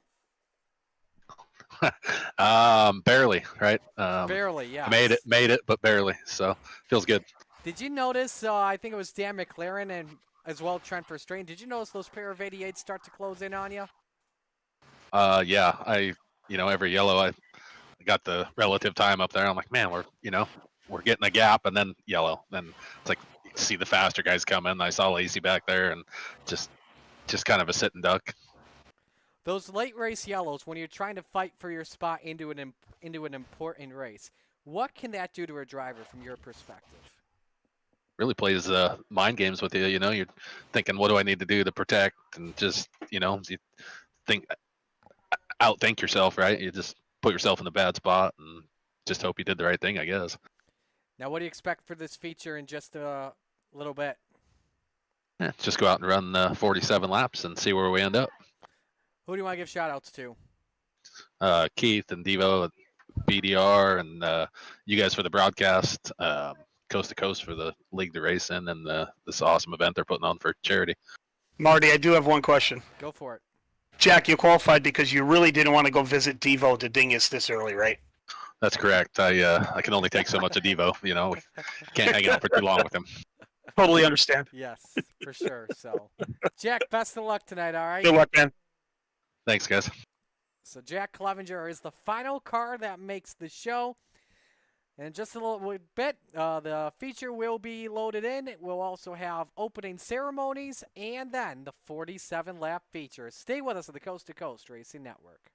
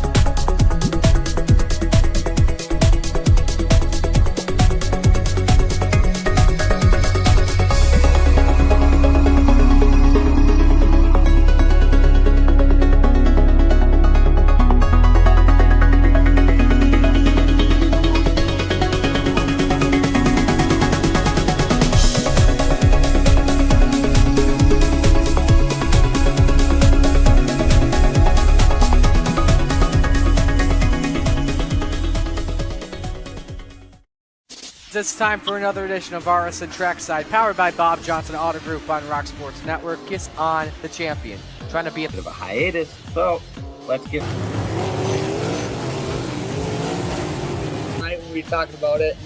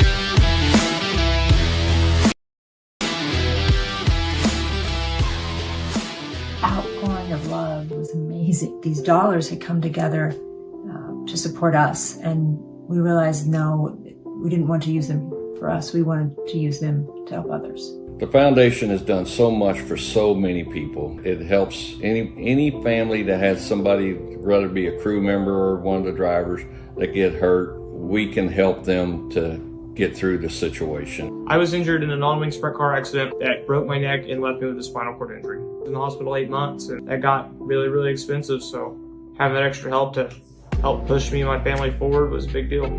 I was involved in a pretty gnarly sprint car crash. Found out my brain was swelling and bleeding. Pelvic bone was broken. I had 2 cracked vertebrae on my back, and I was in the ICU a little over a week. The Steve King Foundation reached out to my parents. We received a donation from them. Immediately they started me on what's called neurofeedback, and insurance did not cover the neurofeedback appointments. So we received another donation from the Steve King Foundation. It really helped a lot, and I just want to say thank you. Thank you from the bottom of my heart to the Steve King Foundation for everything that they have done for me. This last Sunday, I got to turn laps in my modified here. That was my first laps back in a race car since the accident, and I truly believe that if it wasn't for the Steve King Foundation, I wouldn't be able to do that or be where I'm at today. Yes, Steve's death is the reason the foundation exists, but it's Steve's life and it's the lives of racers everywhere is the reason we're able to do the work we do.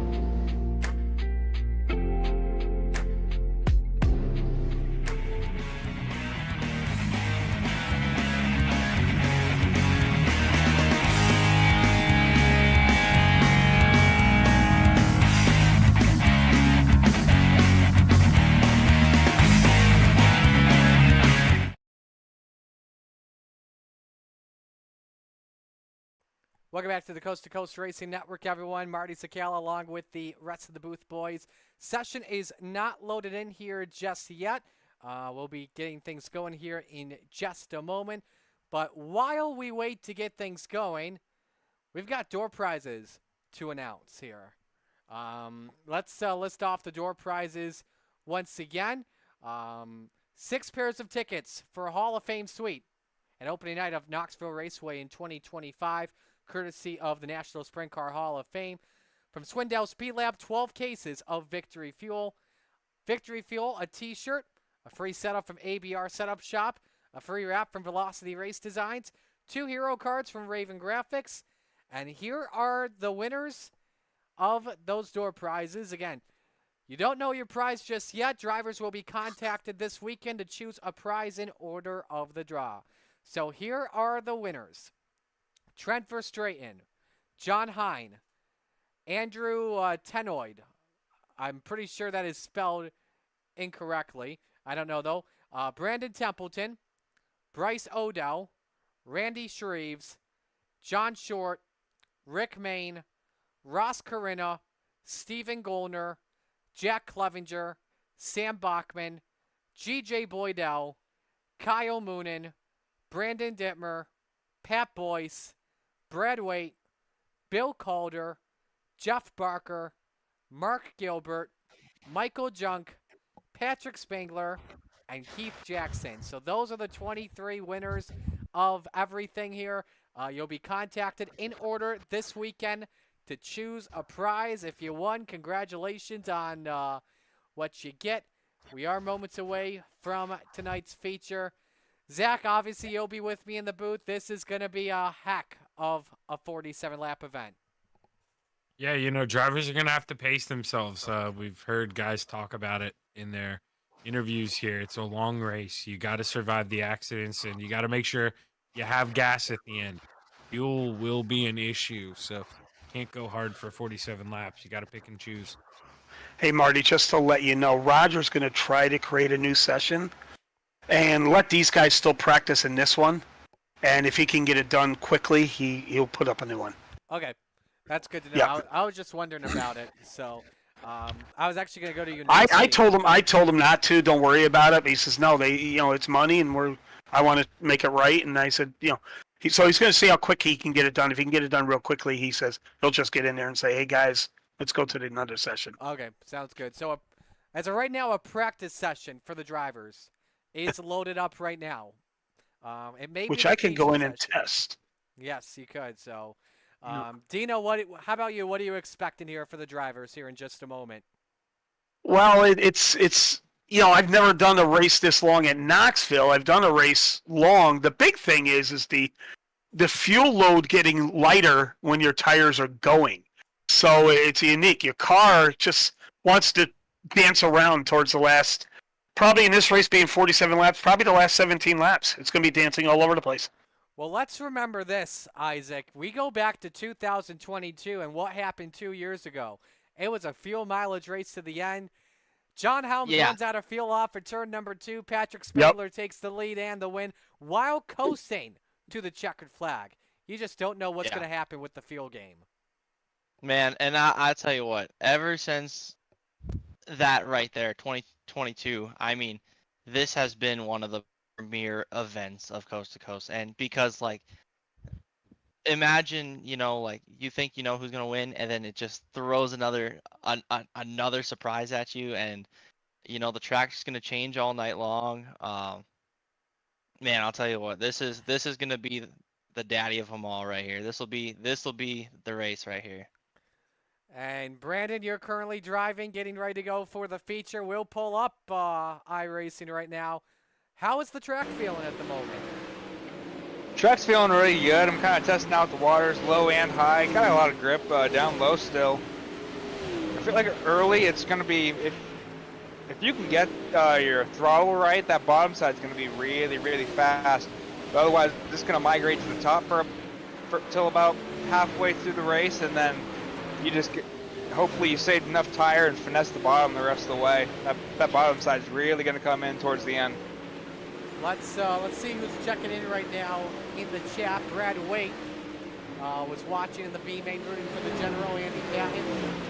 Let's see here. Combs Motorsports checking in. Enjoys Iowa corn, looks of it. Rick Main also checking in. Hello to you, sir. Kev rooting for Gary Offa tonight. Megan is also checking in. Dino says hello, boys. I think I know her. Canellis was rooting for GJ Boydell. Let's see who else here. Showtime 787. I believe that's Batman said got her into the marbles. Connor Ross says Isaac Salas is my hero. That's my guy. Nice. All right, Marty, so everyone's starting to disconnect now, so it looks like they are going to get a new session up. All right, sounds good. I have the sound turned down so you don't hear Roger speak on the telecast. Okay. But I noticed everyone's disconnecting. Good deal. Steven Stewart says, thanks for everything y'all do for us, broadcasting, everyone that put this together. Appreciate the support, Steven. We'll see I believe, Rebels next month, this coming Monday. If not, Renegades. I can't remember what division he's in. Butters checking back in. Kyle Moody for Brennan Lacey. He was happy to see that win take place. Patrick Spangler says Lacey has some gift cards to hand out to Barry and Bachman for the cautions. Joe Canellis rooting for the Iowa crew. That's great. Blake Chapman and Steve Bixler, and then Kyle rooting for Brad Waite. But practice is continuing on here. Dean, you said there's a new... Well, I see mainly disconnected. Gerlach, Ross, Peyton, Salas. They're not in the race, so I don't know what actually is going on. Actually, hold on. But I saw Blake Chapman disconnect, Spangler disconnect, Griggs disconnect, McPherson disconnect, Golder disconnect. So I think what they're doing, I think they probably announced they're putting up a new session, and guys are staying in the practice until that session is up. That's what I'm thinking. Let's confirm everything, and if there is a new session, we will. Yeah, sorry, because I like I said, I had the chat turned down because I know it echoes on your broadcast. Yeah.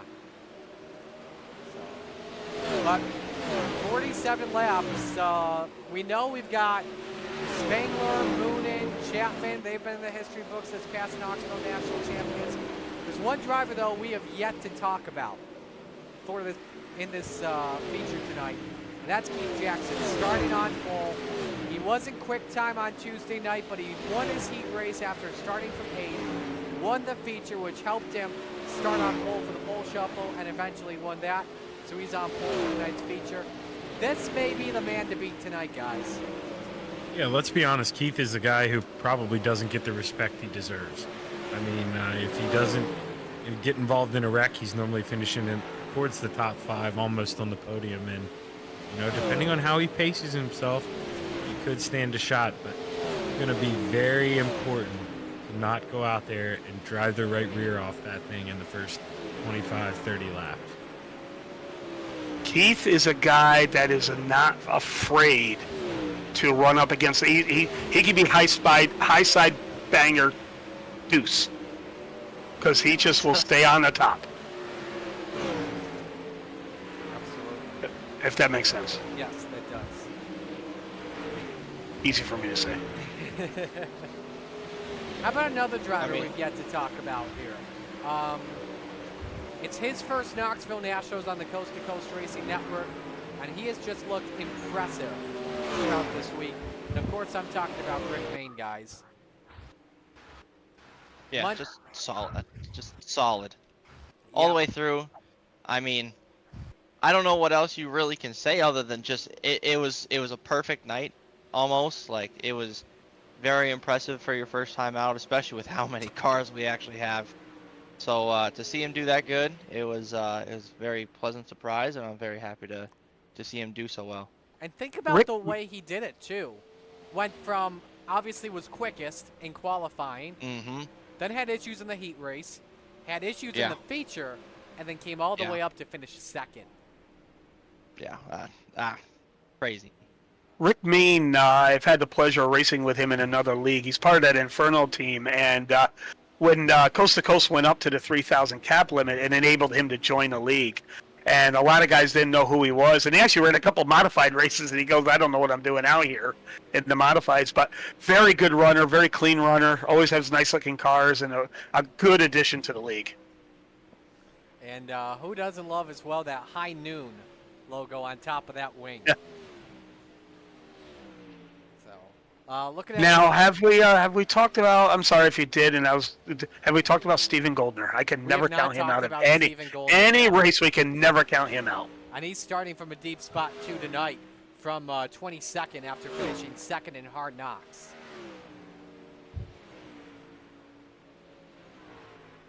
Yeah, and Steven, you'd be the first person to admit, hell, he did it in his interview. He said he had a lot of work to do.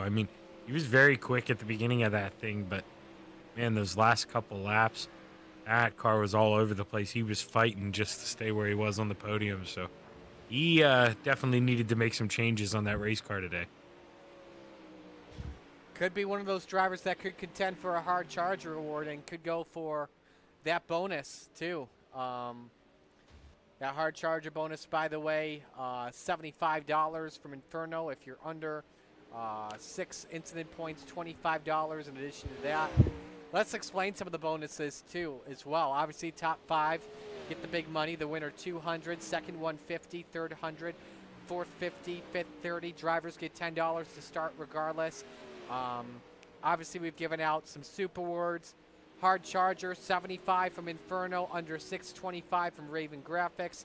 Highest qualifier, that's in the retreads, gets 25.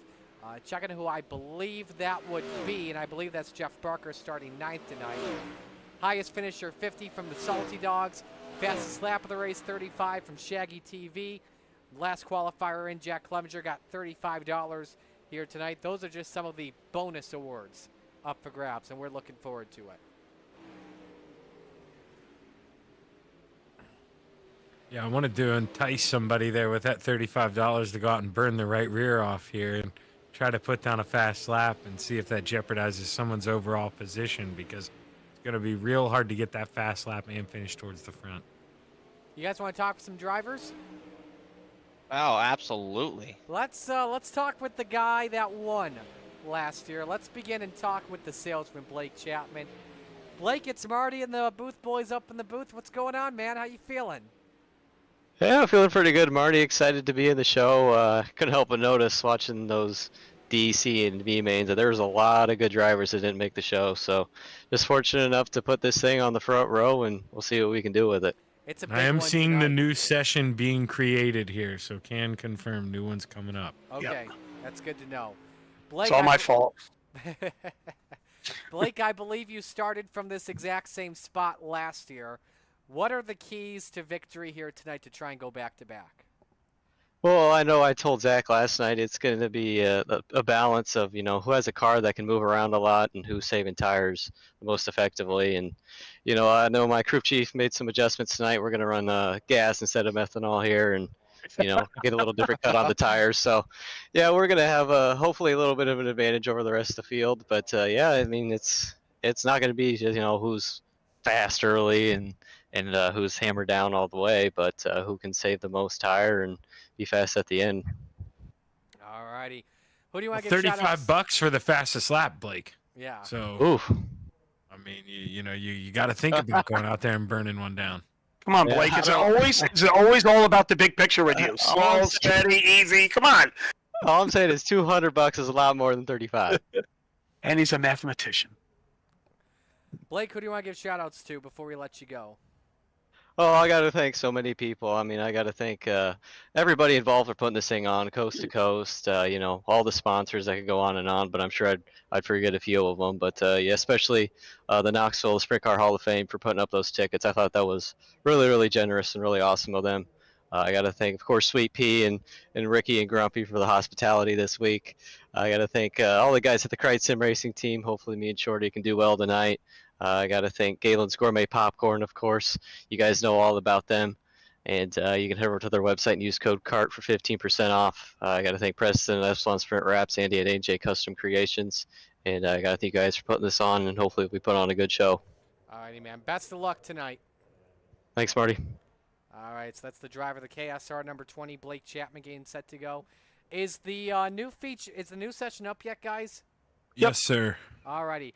Let's step aside and go to break. When we come back, it's showtime of the Coast to Coast Racing Network.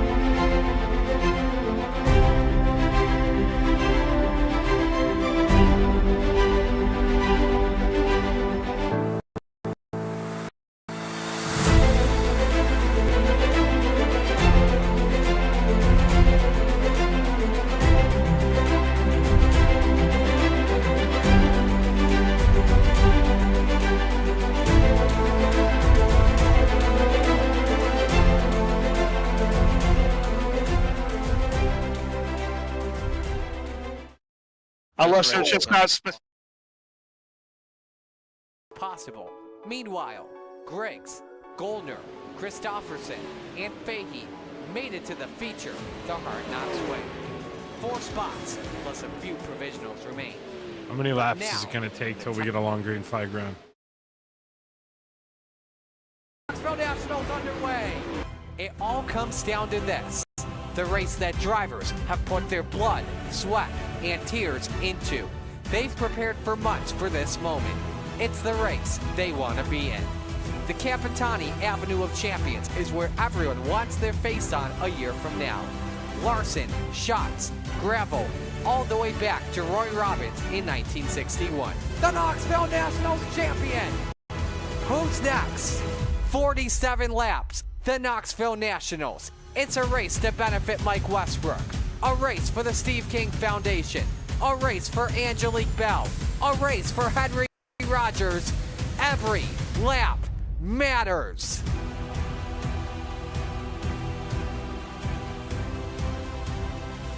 It's all come down to this.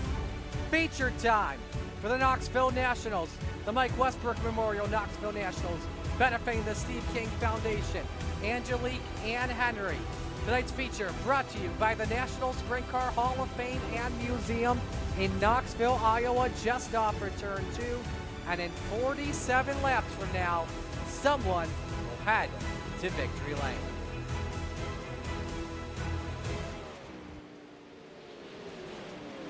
New session officially up here. Here's a look at the times as things stand. Jonathan Dolly, the quickest driver, to 16:117. Chad Griggs second, Patrick Spangler third, Randy Shreves fourth, and Bob DeGood fifth. If you're just joining us, good evening, everyone.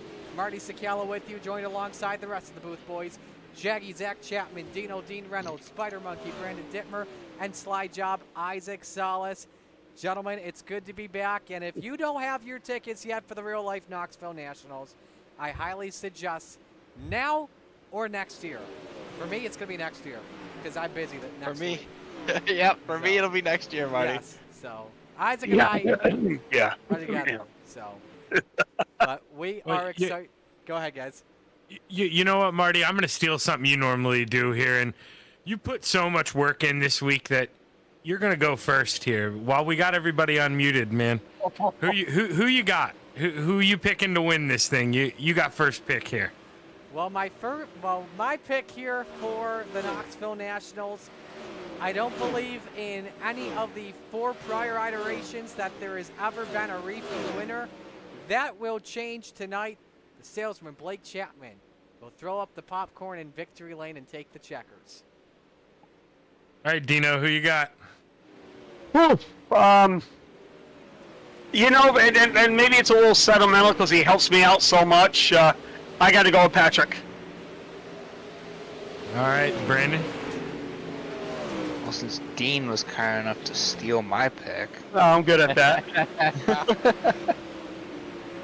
Oh, you know, yeah, by the way, I want. Templeton or Dittmer, just to make sure. What? Oh, no, I was telling Dittmer to pick. I was telling Dittmer to make his pick. Gotcha. Sorry. I'll go last. I was going to say, was there another Brandon in here? I got confused for a moment. You know, I want to see this amazing run pulled off. Give me Lacey. Oh, that was my pick. I didn't think anybody would take him. Oh, go ahead, Isaac. Tonight. Well, you know, I'm not going to lie. I feel like we overlook this gentleman a lot. I feel like he's very solid every time he's come out on the track, especially on Monday nights.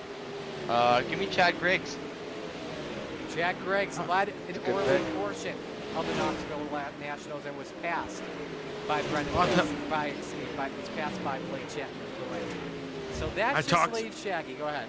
Yeah, and I talked about it earlier. Once again, he gets disrespected by 4 people up here. Keith Jackson starting on the front row pole here. Keith Jackson. He's going to start first. He's going to finish first tonight. That could possibly be the case here tonight. There's a look at the 113. The man I'm surprised no one's picked the boss. Ross Carrera Actually, pretty good as well. If I had to choose anybody, I'm taking that Colin Johnson ride, that beautiful truck. Oh, no. Oh, yeah, that's Steve King pace truck, man. Yeah, He's cooking out there. That's the real winner no matter there what. It is I don't right care. there, ladies and gentlemen. Colin Johnson pacing the Mike Westbrook Memorial pace truck. That was Mike's, I believe that was Mike's truck in the past. A blue Chevy Silverado. All the sponsors on it. And look at this. This baby's going to go for a spin. I want to see that fight against Logan Wentz. Yeah, he must have heard us talking about it because he's showing it off now. I'm loving it. Yeah, I had to run down there and tell him to get it out, get some dirt on it. Showing it to the standing room only crowd here at the Sprint Car Capital of the world. Come on, give it some yaw. Give it some yaw. Hey, you can see where we were. You can see where we were last year. Do you guys remember that? Yep. I do remember that. That was fun. Now, didn't Nicholas Vickery the first one that did that pace truck? I believe it was. Yeah. I believe it was Man. Stickers. That is a name. He's getting it a little bit. That is a name that, boy, I'd love to have him back Oh, man, could you imagine? I saw him last year at the World Finals in Charlotte. Great to see him. Man, if you could keep up with stickers in a dirt machine, you were doing something Oh, right. him and Isaac were the best to watch in modifieds. Those two going at it. Those were some good battles back in the day. All right, Marty. So they're going to do drivers meeting. Just the truck. So we've got 33 of the 34 drivers. I know that.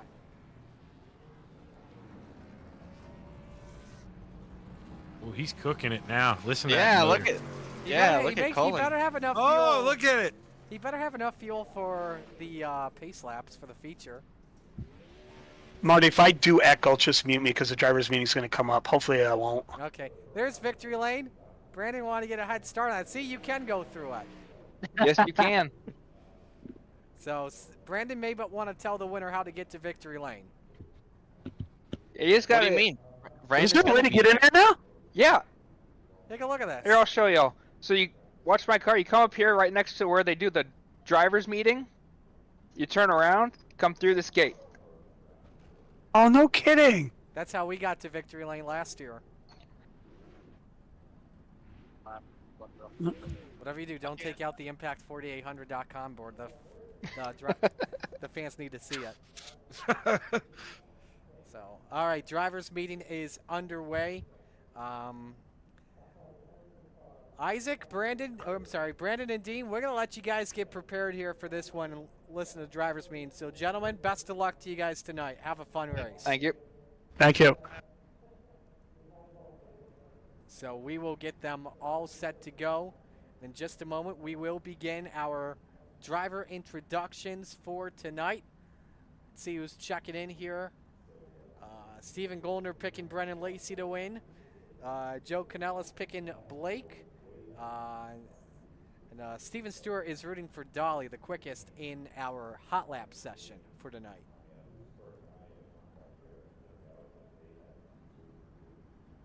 Zach, I know you've got the chat on. You'll just have to let me know when they begin the starting lineups. Yeah, will do, Marty.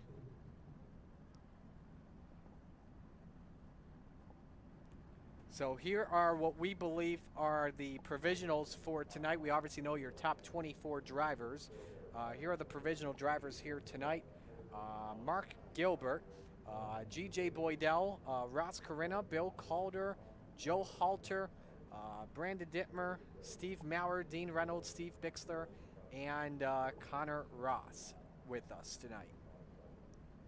I am trying to see if there is somebody that is not with us. Again, sponsors all on the bottom right of your screen, rotating throughout the night, and without their support, none of this is possible. That's for sure.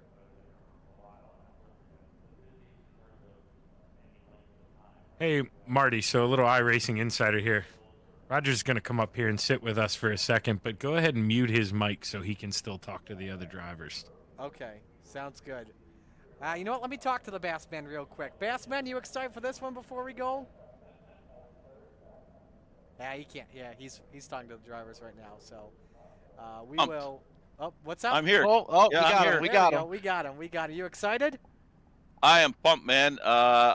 You know, a little bit of a burp there. I missed two of the auction winners. We have 7 auction winners, $700. This is all about the charity. We could not let them not get in, especially when one's Dean, and I'd never hear the end of that one. So that actually, Dean, I have to be fair. Dean was willing to take a pass, and then found out there was a second guy, and it's kind of like, no, this doesn't make sense. So appreciate everybody's patience on that. But yeah, let's get her going here, and we're about to do driver intro. So I'm ready to go if you are. All right, I'm ready to go. I'll put you on deaf in here. I'll put you on mute on my end so you can talk to the guys here.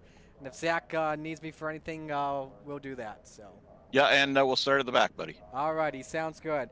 Let's meet the starters for the 5th annual Mike Westbrook Memorial Knoxville Nationals, benefiting the Steve King Foundation. Our first driver buying his way in. First off, the field is being paced by the Mike Westbrook Pace Truck, by Colin Johnson, one of our asphalt drivers in coast-to-coast action and an admin.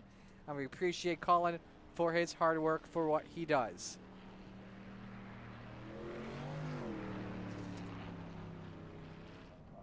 Our first provisional of the night scheduled to start in the 34th position. In the Gambler Motorsports Cool Ray, Schultz Heating and Cooling, number 35, Canada Connor Ross.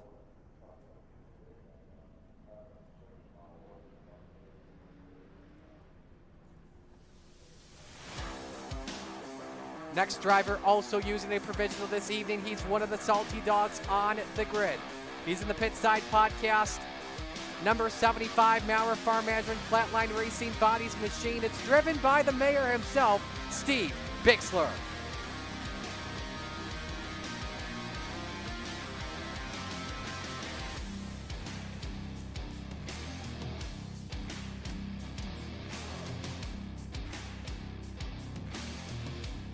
Scheduled to start in the 32nd position this evening. He's in car number 79, the Super Dirt Car Series Gold Eagle Jeff Swindell throwback. It's driven by the man known as Dino himself, Dean Reynolds.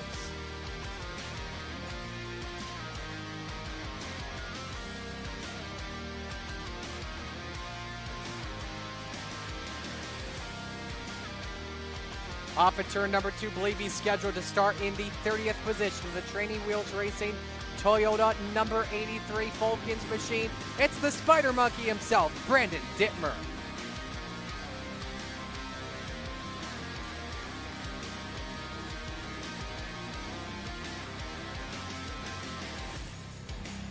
Next driver on track, he's in car number 118, the Full Throttle Motorsports MDI TV ride, Logan Wentz.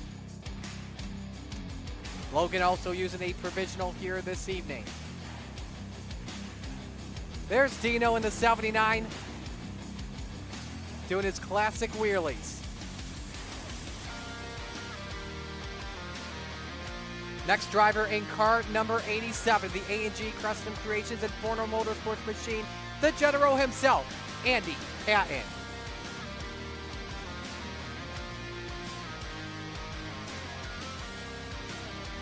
Onto the racetrack, also using a provisional this evening in the Salty Dogs race team, Coast2Coast Racing League, Young Gun Creations, number 41, Pat Boyce.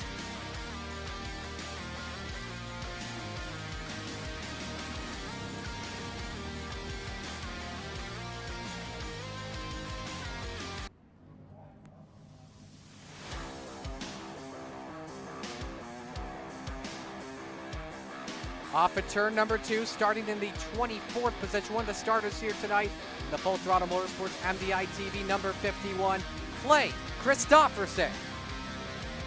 Clay had the final spot in Hard Knocks last night.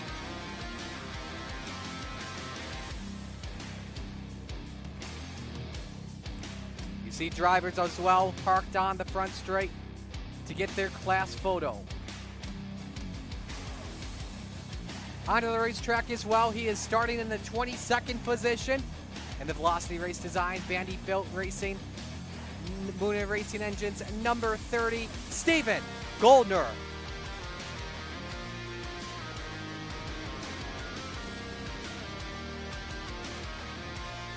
Starting 21st, finishing second in Hard Knocks last night. Finished runner-up last year in the Knoxville Nationals.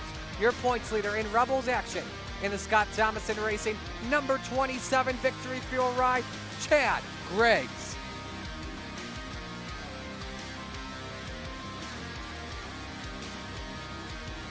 Starting for the 20th position.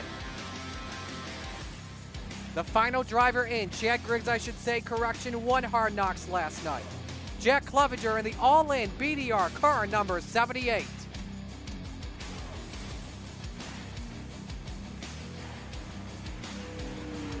He finished third in Hard Knocks last night, coming out clutch in the 25 Enterprises Victory Field number 16, Kyle Fahey.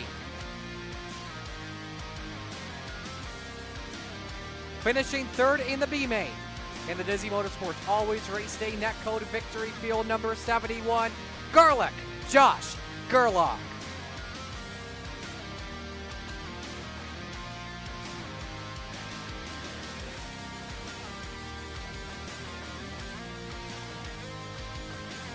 Start finishing second in the B main in the Jack Daniels number 217 Gentleman Jack Hitt. Jack Hitt starting 18th tonight. Your B-Main winner starting 17th in the Velocity Race Design Vanderbilt Racing. Number 114, Low Line Master, Brennan Lacey.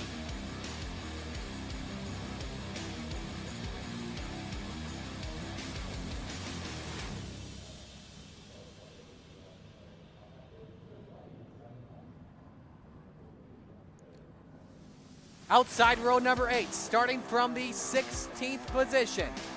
He's in the Craig Sim Racing Galen's Homegrown Popcorn. Number 51, John Short.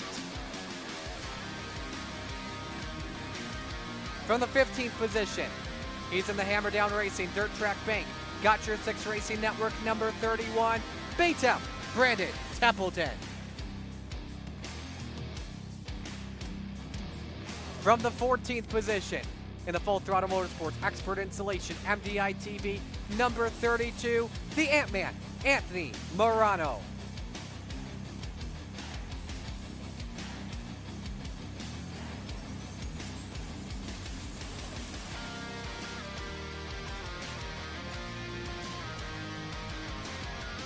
Off at turn number 2, he starts 13th tonight. In the Victory Fuel, number 7, Bob DeGood.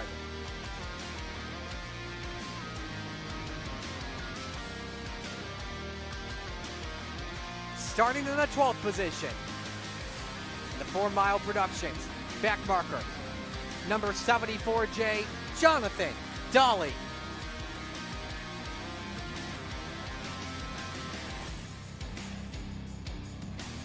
Starting in the 11th position, your 2021 Knoxville Nationals champion, in the Velocity Race Design Vanderbilt Race Cars, Moonen Racing Engines, number 24, the Money King, Kyle Moonen.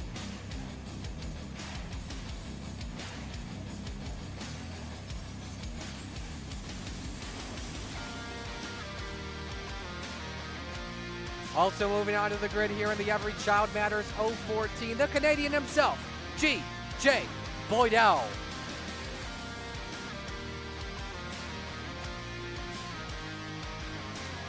Also utilizing a provisional, receiving the Vets and First Responders provisional in the Venom Racing WRRDI number 17, Mark Gilbert.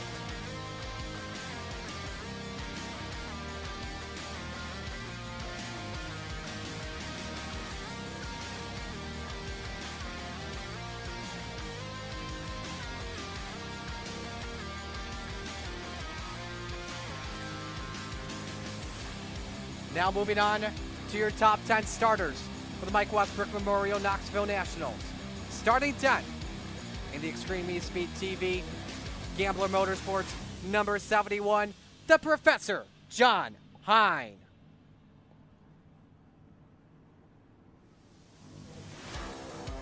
Starting in the 9th position, he's in the Malcolm's Mills Mill Running Can-Am Racing Team Salty Dogs, number 513, the Brewerton Beast, Jeff Barker.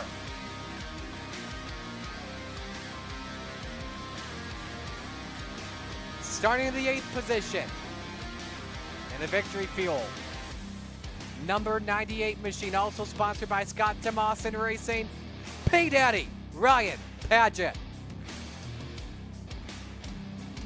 Also in the Crow Racing Aces Up Sim Sports Ride.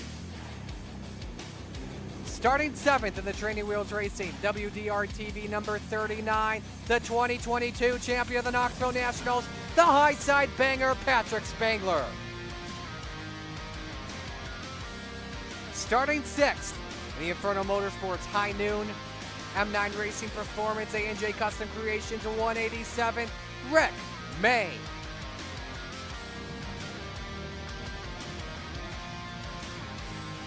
Starting for the 5th position, he's in the LGR Motorsports, KSB Builders RSR, number 56, Randy Shreves.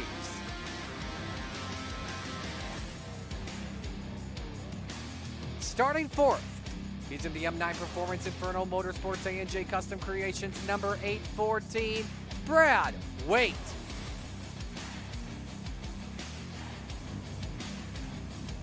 Starting 3rd, the defending Rebels champion, the M9 Racing Performance Inferno Motorsport Velocity Race Designs, number 10, the boss, Ross Corinna.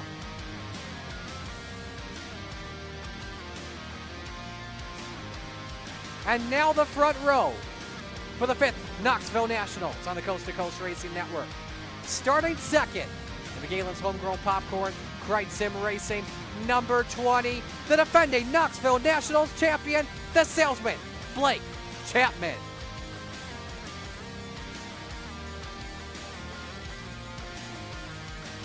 And on the pole for the Knoxville Nationals, he's in the Premier Door Company, number 113, Keith Jackson. Keith Jackson also a part of the Sim Racing Concepts team.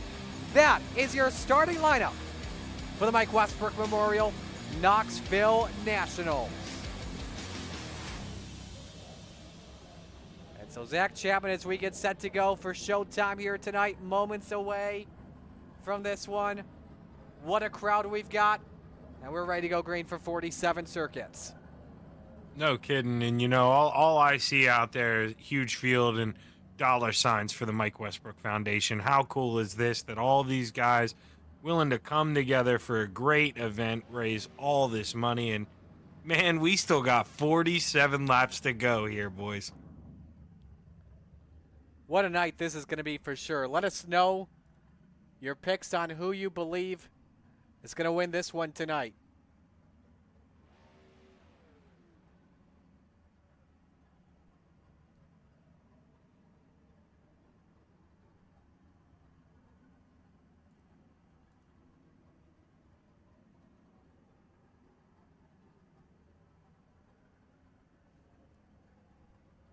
We're going to get ready, pace them back to the pits here. Get a beautiful view behind that Steve King Foundation pace truck, Marty. That thing looks so good tonight. Yeah, we should actually put that on here. Bear with us as we're going through iRacing real quick. There you go. There's your look at it.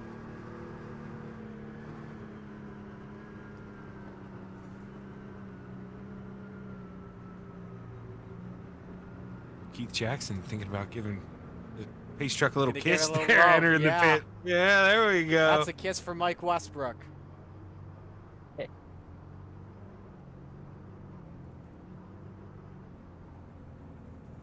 unbelievable. You know, you grow up as a child, you think how big those NASCAR cars are. They look on TV. Well, look at it parked there beside the sprint car. Man, those things almost dwarf it. That is pretty cool. Not going to lie. So, all right, the field is parking here. We'll get the session switched over to feature, and then we'll get the drivers rolling.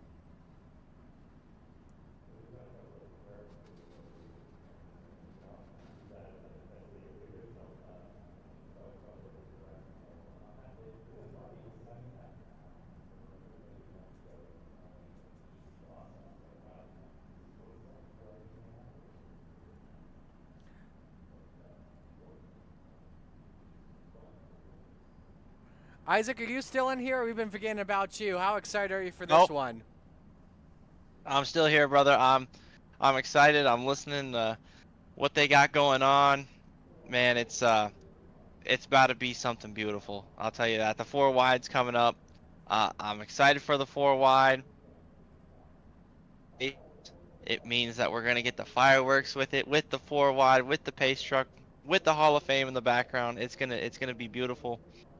And then, man, when we get to the race, I don't even have any words for the race right now. It's gonna be so bad. Like, you know, man, I'm stoked. That's what I'm talking about too. That's for sure here. So everything is just about set to go. And once again, let us know your pick on who you believe is going to take this win here.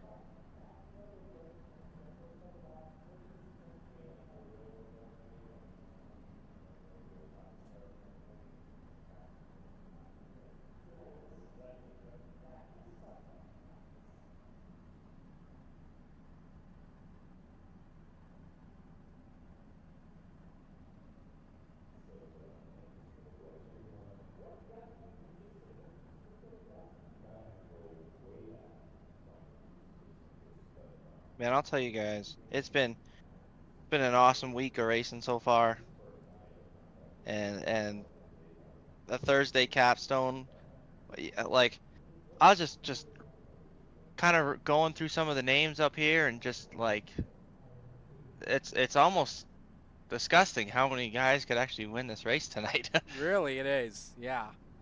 You've Yeah, got and that right.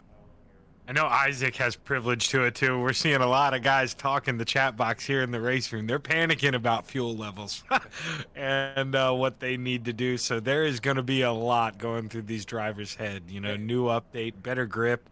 Later, you're burning a little more gas. You got to behave yourself. Man, and there's so much more to it. There's gonna be guys that are gonna be trying to save, you know, a little bit longer than some other guys. Some guys are gonna try to get that track position and then save their tires. You know, like the amount of stuff that we've kind of set ourselves up for, especially with 34, I believe is the official count. 34. Yes, 34. Well, 33 tonight 34 without the pace the pace truck. 33. Okay, 33. I mean, in a typical night, you know, let's look at our features. There's 24 cars, and like when you think about the amount of track change when it starts to slick off, because it's going to slick off crazy fast. All the cars are heavy. They all have full fuel loads. You know, like it's gonna be a lot of different lines too. I think those guys that we talked about, you know, like Blake on the bottom, like I don't know what you do. I mean, when you think of the bottom, you think of the top, you think of the slider line. Like there are so many different chances for this to just be all over the track. Absolutely. Let's see who's checking in here once again. Brady, And I'm so doing good. Brady Shriver checking in. Thanks for checking in here. Netcode Esports rooting for Garlic. Bill Calder rooting for Pat Boyce and Mr. Mayor. Steven rooting for Dolly. Joe rooting for Blake. I wish Bixler could text us the DraftKings odds because he normally would do this at this time. So, Zach, go ahead.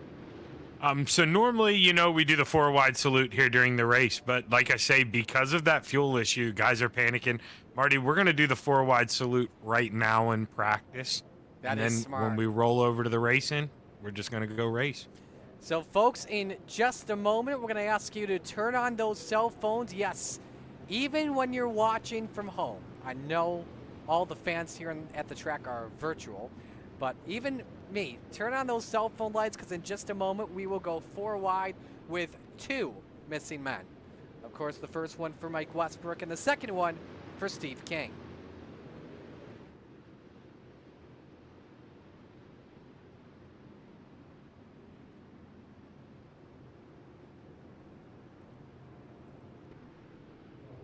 We're just loading the field up together. We'll bunch them up 2 by 2, and then we'll go for the 4 wide salute.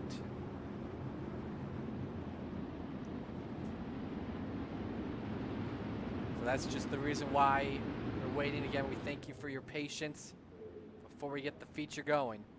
In fact, this is normal. Like watching a real life Knoxville Nationals. You got to be patient between the B and the A. Yeah, you know, we had some track work we had to do there, got to rework it. We want to bring everybody a good feature, and you know, I think by them doing this here, making sure they avoid incident points during the race and dumb damage, this is smart, and this is going to lead us to an even better feature here. I believe we were waiting for Kyle Fahey possibly, but now you see the front rows showing out, the back of the rows will come in, and we are just about ready for the sight for sore eyes. One of the greatest sights in motorsports right here.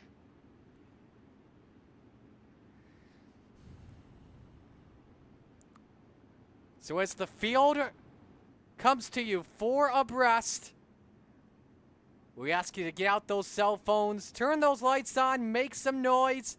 This, ladies and gentlemen, if you also have the benefit of flash photography, this is a Kodak moment.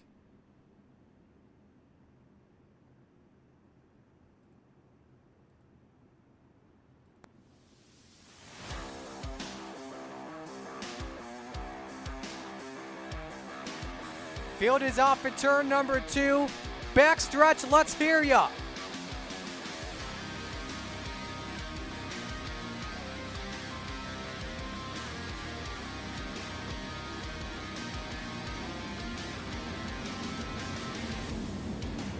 Knoxville Raceway. They're lean, they're mean, they're 700 horses of man and machine. They're 4 wide before they start to slip and slide. Here come the Coast2Coast Racing League sprint cars and the Mike Westbrook Memorial Knoxville Nationals.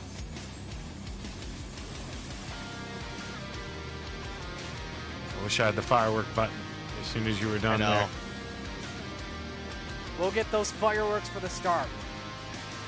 Man, I'll tell you what, the gearbox view from that pace truck is gorgeous. And now we go with 2 missing men in honor of Steve King and Mike Westbrook.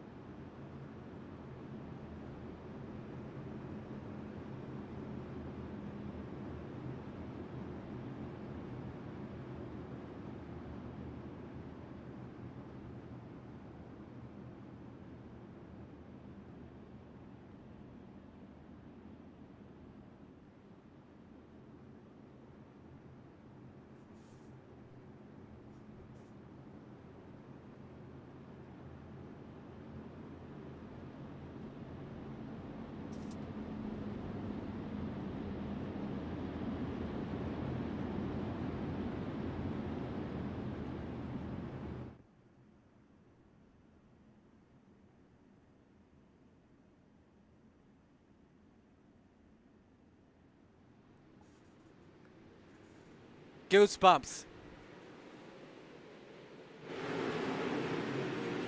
Fantastic stuff. We are moments away from the biggest race in the Coast2Coast Racing League. We're just rolling them out. We'll get them on pit road, then we'll switch over to the race and we'll get you your starting lineup once again. I got goosebumps, Marty. I do too. I do too. I'm going to be like The Rock right now. Although I can't get goosebumps myself, unfortunately. The goosebumps have to come to me.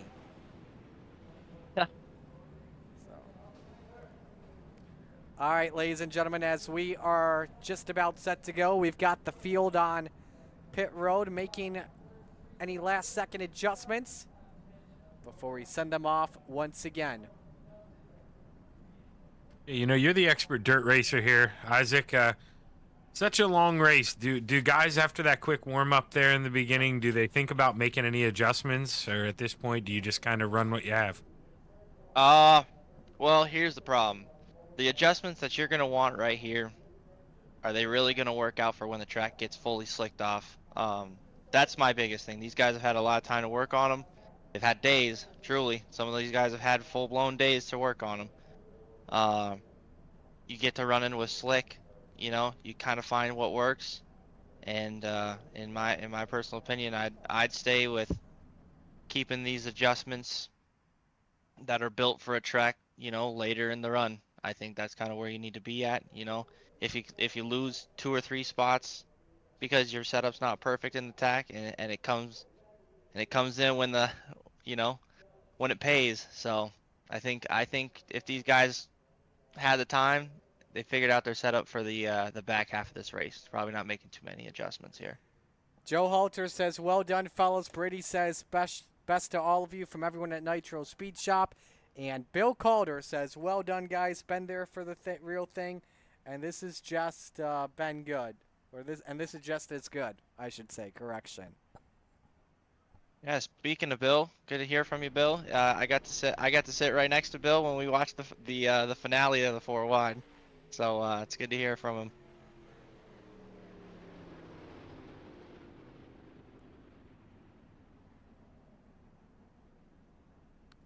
But fellas, here we go.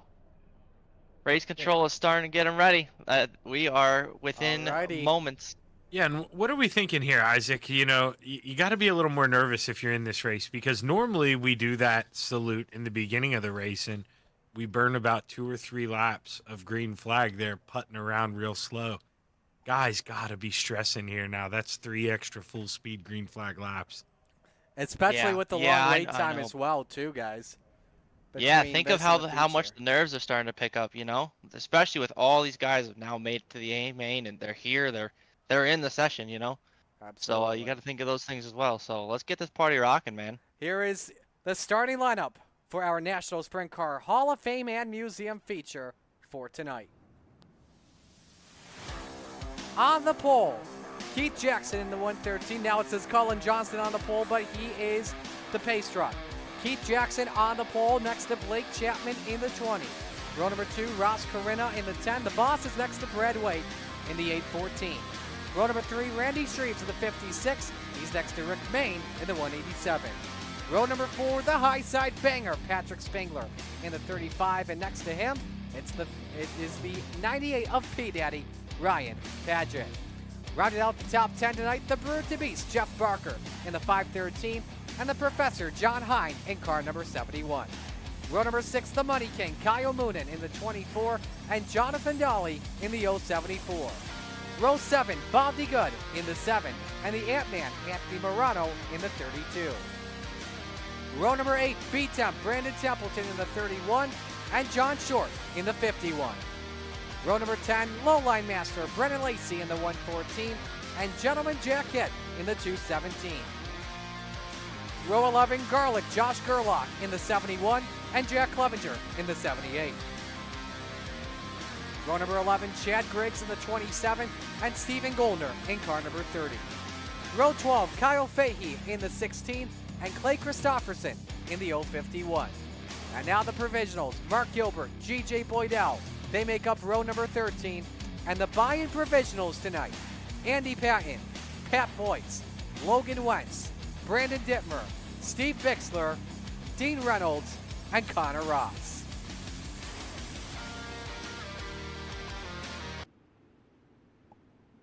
One lap from going green, ladies and gentlemen. 47 circuits in the Knoxville Nationals final.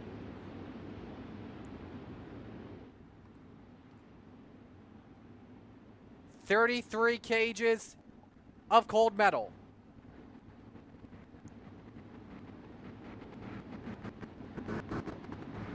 Pace truck on pit road. Tighten them belts one more time. Where else would you rather be than right here, right now, from coast to coast? Keith Jackson, Blake Chapman, bring us to green. Showtime! The Knoxville Nationals underway.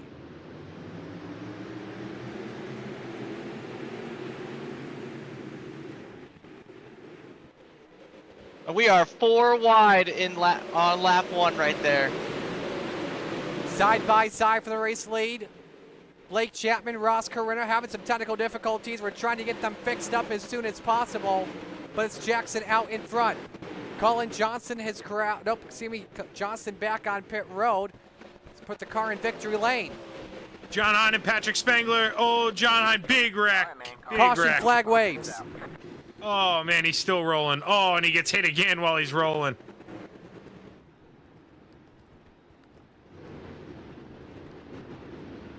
Bad accident. Wow, big wreck. All right, y'all, we're apologies. We're having some technical difficulties here. We're gonna restart iRacing here real quick. So while they're under yellow, we're gonna take a quick commercial break here. Stay with us.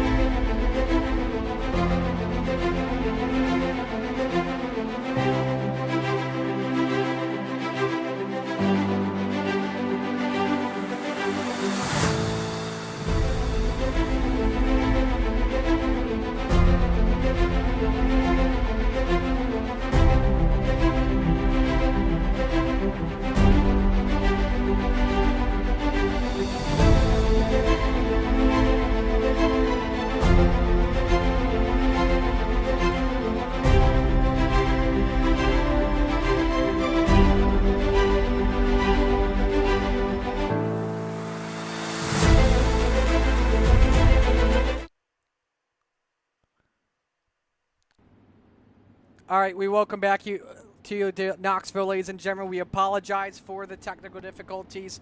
First caution waves for an accident that took out a couple of drivers there. Isaac, you can give us a good perspective as obviously we don't have the replay anymore. What happened?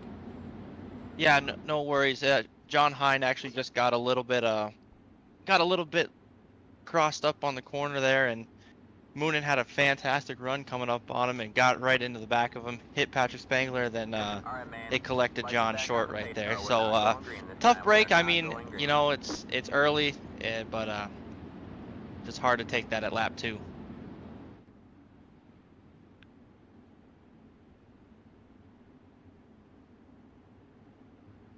So Keith Jackson is your race leader. Ross Corinna up to second. Blake Chapman not the best start as he has dropped down to third. Ryan Paget looking impressive early as P Daddy is up in the 4th spot, and Brad Waite currently rounds out your top 5.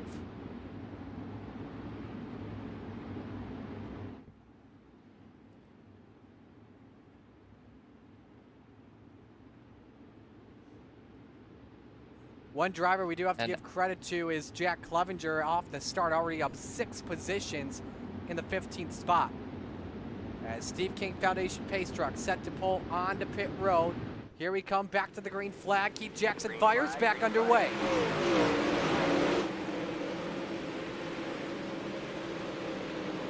So Jackson able to hold serve. Here comes Paget around the outside, looking for the bottom step of the podium. Trouble, Steve Bixler and Connor Ross. Actually, they just got back on the racetrack. Look at this. Patrick Spangler, Randy Shreves trying to rim right around the outside, looking for 3rd years back, or rather 4th. Yeah, not too sure what was going on there in the back. Oh, A lot of stuff happened on the restart.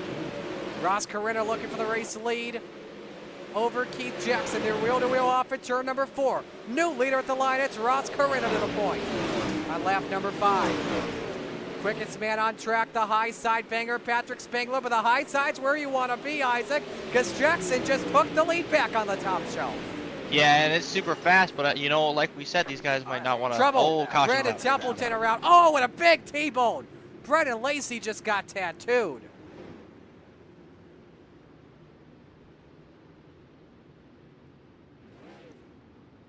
Second caution waves here in this feature.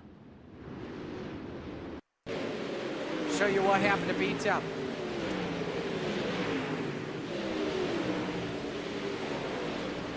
Contact between Griggs and Lacey. One hit from Lacey by, I believe, Clevenger. So Lacey took 2 licks. Right on board with the 114. Just got squeezed in there. There's the 1 T-bone. Thinks he's all good now, but then there comes the ARCA brakes in the aftermath.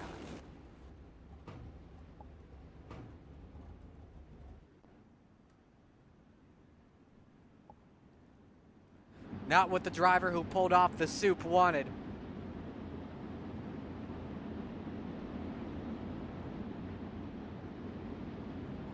No, now his golden night gets that much harder, but 47 laps, plenty of time here. He's just got to pick and choose his moves now here. He's going to have to use up that quick repair, so he's going to have to behave. Well, that yellow was not what you wanted if you were Keith Jackson, because you had the lead and then the caution flew, and because of the last completed green flag lap, Ross Corinna is out in front. Yeah, here on the restart, though, the boss is going to choose the bottom, so Keith's going to get to go right back where he wants. But in 1 and 2, you're not necessarily up the full song yet, so maybe the advantage is going to be to the Ross on the bottom here. We'll have to see. So the field doubled up here as we come back. The green flag, 5 laps in the books of the 5th annual Knoxville Nationals. Corinna, Jackson, Paget, Spangler, and Shreves round out the top 5. Ooh, P. Daddy tried to go. Hopped out of line as we're back to green. Won't get a penalty, though, because he didn't pass anyone. But Corinna holds serve. Jackson second, but look at the high side banger. Patrick Spangler to a podium. I think he just made contact with Jackson, moved him out of the way, and he peeks downstairs for second. Yeah, you know, Keith Jackson ripping that lip up top. Isaac touched on it a little bit. Yeah, you know, you're really fast, but oh man, you got to make sure you got. Oh, Keith Jackson! Jackson flipping in turn number 3.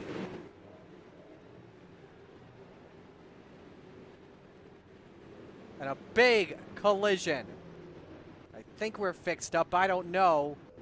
We're still having issues.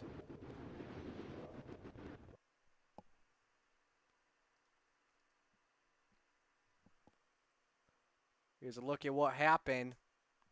And unfortunately, we won't have the replay, but the potential favorite to win this race done for the night. Yeah, so it's just a case of, you know, Keith didn't really get a slider thrown on him. I mean, Ross was already out front, but he kind of floats up and parks it. And I mean, that's a case of Keith sees that coming from a mile away. I mean, he's watching the car float up. He's got to crack the throttle and either fall in line or go underneath. And I mean, just being a little impatient on lap 7, a little too early. I'll tell you what, I like this little tactic from Ryan. I don't know if you guys know this or not, but if you start to run over that cushion up top, makes it a little bit more treacherous to race when you're actually at full song. So Ryan's playing some early games here, trying to keep that cushion down.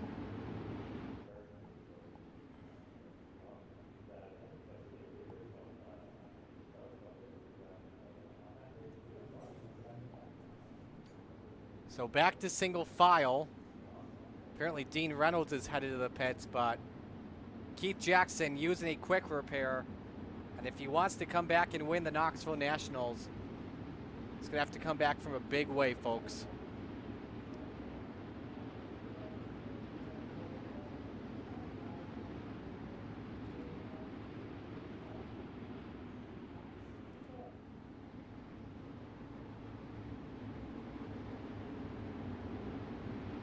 All right, let's see if we can get a big old run, a green flag run here.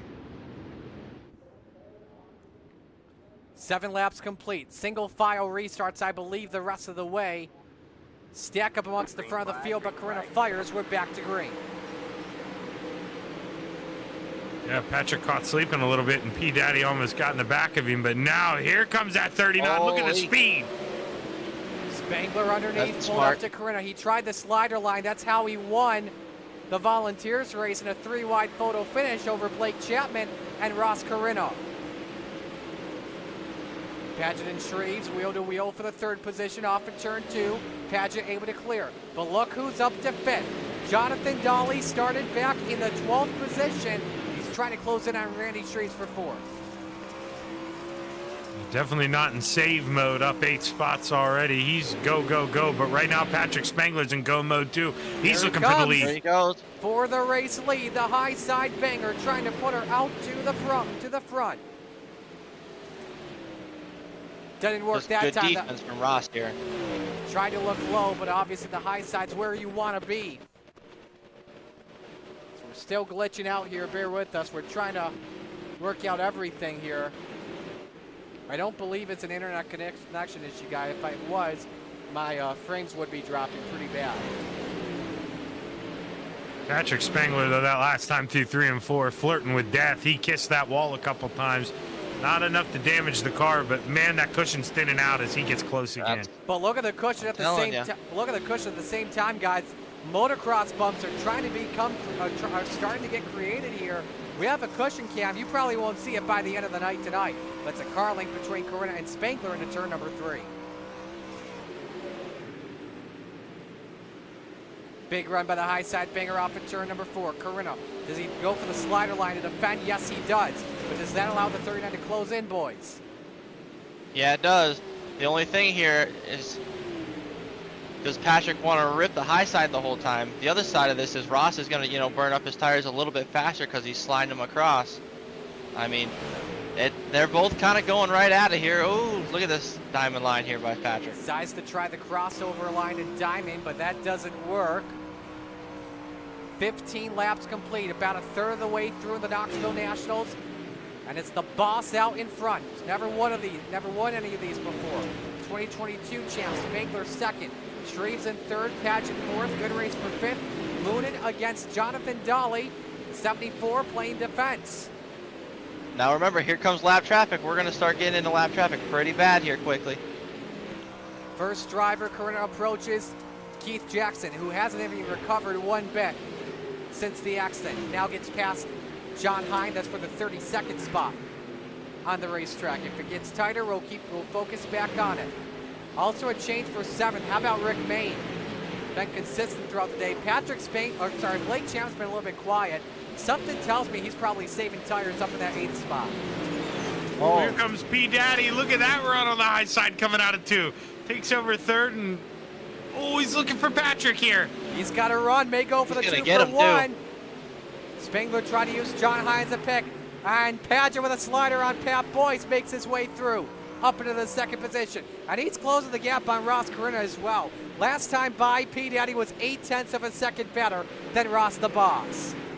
Oh, yeah, watching these guys. They're both.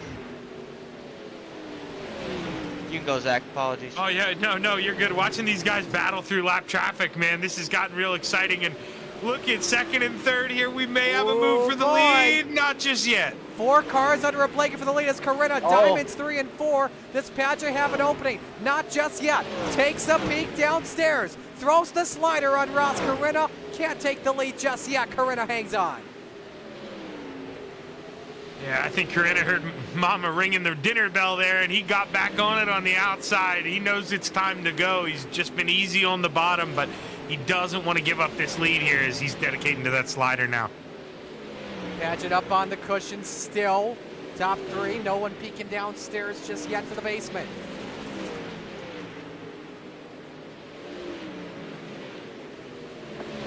Caution waves. Brennan Lacey once again. And he's lost the front wing. I wonder if it has to do with the bumps. Ends a long run. A great long run that saw lap traffic as a factor. Wish we could have kept it. Just sends it in a little too deep and gets in the back of Shorty. Replay on what happened. Man. Yep. Templeton also caught up. That's what led him losing the front wing, and also the right front Hoosier disconnecting from the steering arm.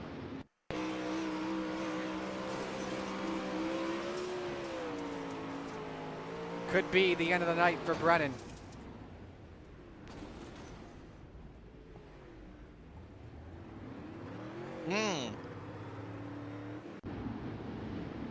It's almost like Shorty came off the cushion a little bit there. I don't know if Brennan expected him to come off of it.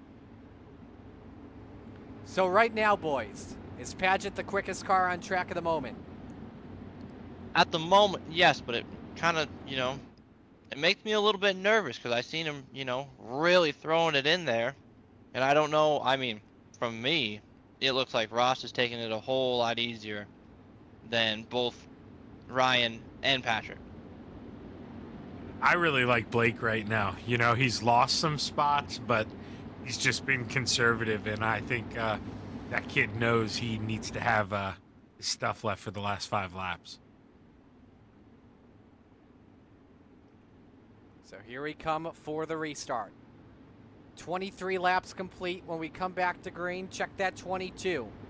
Lacey leads, Padgett 2nd, Spangler 3rd, Shreves 4th, Moonen 5th, Dolly 6th, Main 7th, Chapman 8th, Fahey 9th, Gerlach 10th. Look out, contact! Moonen got forced out of the way because Dolly was trying to go. Very strange circumstances.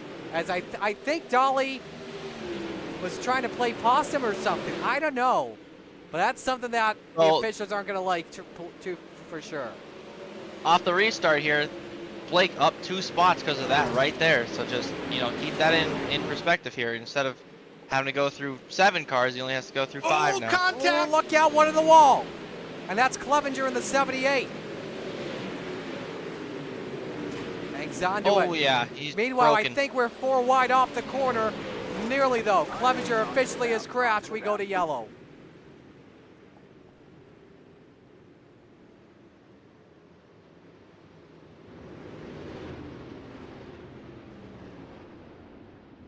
Let's see if we can get a look on how he started to lose all those spots. Contact Gerlach and Dolly, Clevenger, right when the wheel-to-wheel contact hit. That car was done. But I want to go back to this restart, guys, because this is not going to look too good with that contact. You can see the front wing damage off of Dolly. Let's rewind this for the folks at home.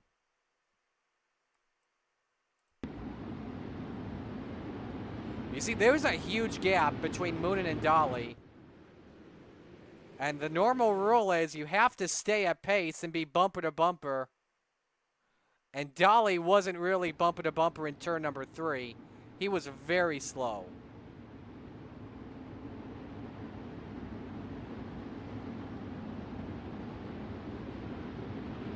How about Kyle Fahey, boys? Yeah. 24th to 8th right now. What a charge. Looking for that bonus money, folks.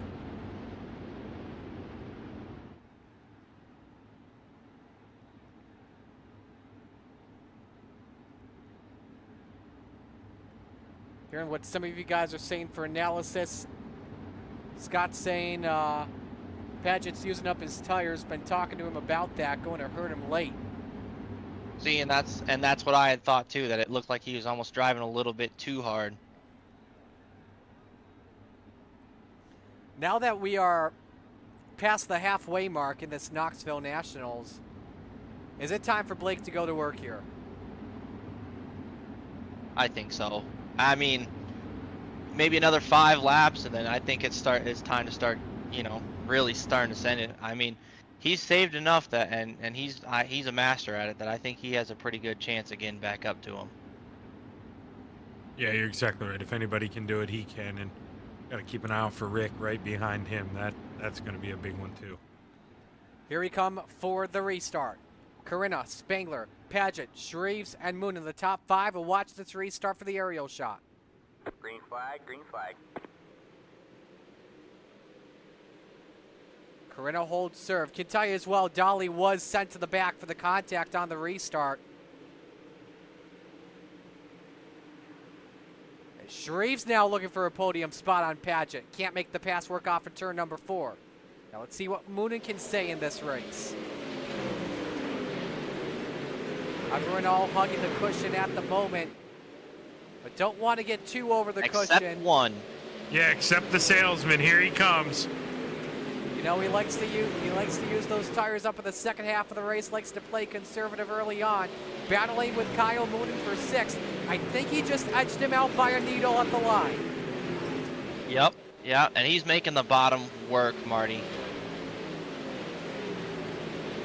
It's starting to come in, that's for sure. You see Moonen up on the cushion, trying to get every bit of moisture he can. He's starting to lose it, so Chapman is up to 5th, but we have a race for the lead. Here comes the high side banger. 0.3 of a second the gap into turn number 3. Yeah, that slider line's just so strong for Ross. He just knows how to run it, and it's hard for Patrick to get a big enough run to get to him, get into the corner. Yeah, and realistically, he's been playing good enough defense. You know, anytime Patrick gets close and tries to make a move, Ross does a good job of pinching him down. And, well, Patrick's going to have to stop being so nice here in the closing laps when he goes to make his next move. Just had 3 wide for 6. Kyle Moonen maybe starting to fade. Rick Main and Kyle Fahey on the attack. Fahey up 15 positions. In fact, a lot of our drivers up at least 10 spots. Fahey up 15. Steven Goldner up 13. Whoa, Rack got a 4 here. Checking Logan on what Wentz it's pulled it for. into the pits. Yeah, I think it was somebody pulling it into the pits. Going Yeah, back he was here. backwards on the front stretch, though. It was Logan Wentz. We stay green. Chad Griggs up 10. Brandon Dittmer up 15. Dean Reynolds up 10. The biggest one, folks, is Connor Ross up 21 spots. He started 34th tonight. What a charge Daddy's Money's got going for him. Yeah, and if you remember early on, he was involved in that little tussle with Steven Bixler, so had to fall to the back. And here the kid comes, being patient. He saved his stuff for when it counted. Kyle Moonen, I'll tell you Rick what, we're Main, starting to get toward. still battling for the 6th Marty. position. Main trying to close in. It's about a car length and a half into the corner. But go ahead, Isaac. Oh, I'll tell you. I'll tell you trouble! what. Fahey goes Black- around oh. in 4. solo car spin for the victory fuel entry. And what was looking to be a very good run is likely ended.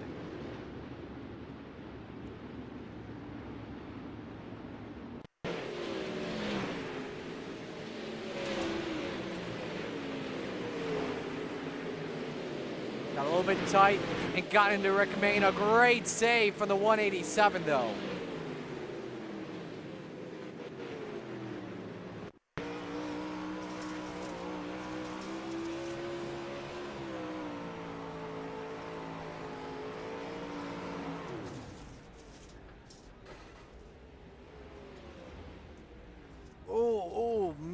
May have gotten the gas a little bit too early with how quick Andy Patton was coming towards the victory fuel machine.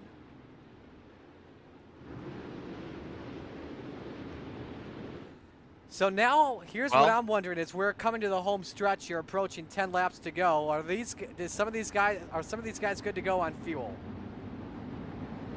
You've got to wonder. I really wonder for Patrick.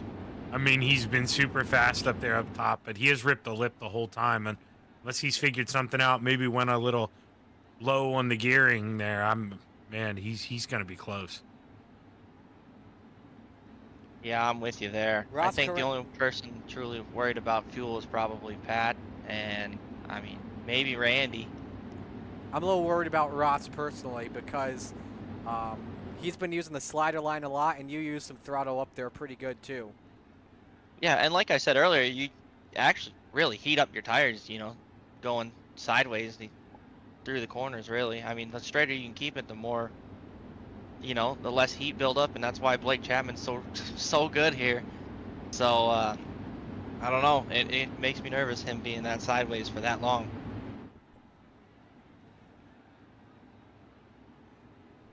So we're coming to green. There will be 12 laps of racing remaining in the Mike Westbrook Memorial Knoxville Nationals for the Steve King Foundation. Ross Carino, Patrick Spangler, Ryan Padgett, Randy Shreves, Blake Chapman, the top 5. You got anyone there, or do you have the field? Here we come, back to the green flag. The front of the field stacks up. We're back to green.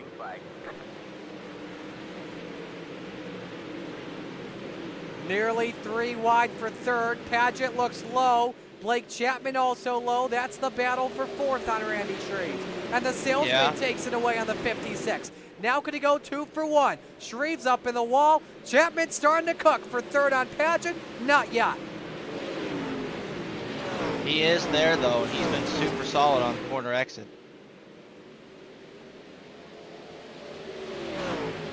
Wheel to wheel to turn number 3. Padgett the sleight of hand for just a moment. Chapman up to the podium with 10 laps to go. He's likely, though, going to need a caution. And there it is. Brandon Dittmer has crashed. And let me tell you, Patrick Spangler was on top of Ross Carino when that caution came out. He was right there? He was on his rear bumper. Jack Hick got sideways right in front of Dittmer and up and over. Went the 83. We had another car as well get sideways. More cars were sideways. The big one broke out. Short, Clevenger, Bixler, Gilbert, Boyce. Fortunately, we can't show you any onboards with the way it was glitching out. I believe it is for my CPU right now, so don't quote me on that, though. Huge shout out to Dan McLaren. I'm checking the Coast to Coast Lounge. I see he's posted up in his man cave with us up on the big screen here. So appreciate you watching out there, Dan. 56 viewers. Let's see if we can hit 60 before the checkered flag. So we know Chapman's going to have a chance. Spangler obviously will have a chance on Ross Carino. But could anyone else behind possibly rise to the occasion? Ooh, I don't know. They keep getting cautions. You can't count out Steven Goldner and Connor Ross because they're ripping the high side, but they just don't have time right now. They're going to need help in front of them. Here's the thing, though. You're going to need 1 green flag lap at least to go, and then a caution flag flies. Mm-hmm. So that way, those spots can count.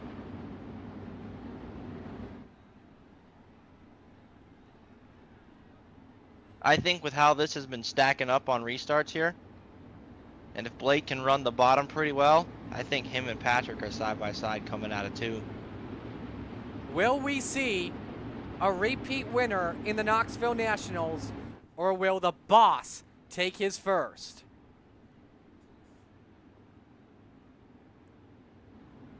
This could get wild, folks. A 9-lap sprint to the finish.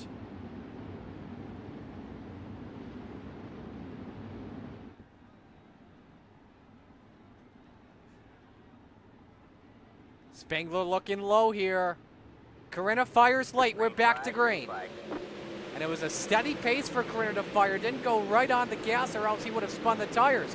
Chapman underneath, though, for the second position off for turn 2. The pass doesn't work, though. Caution, Brandon Templeton. Another yellow. Flipping over and over. And so that takes off another lap. And Yeah, that's Chapman exactly what Corinna wants. And Chapman goes back to 3rd. Not what he wanted. Here's a look. Well, he just went too deep, and Templeton knew he was there, just got in the fuel tank.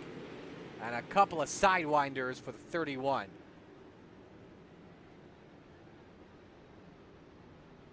That man's luck in our charity events is just god-awful. B-Temp? Yeah, absolutely. Yeah. And we know he's a good driver. He's put it in victory lane, but just when it comes to these charity events, it doesn't seem to go his way. Yeah, it's trouble finds him, man. Trouble finds him. This was actually the first place I ever got to meet Mr. Brandon Templeton, right outside the Sprint Car Hall of Fame.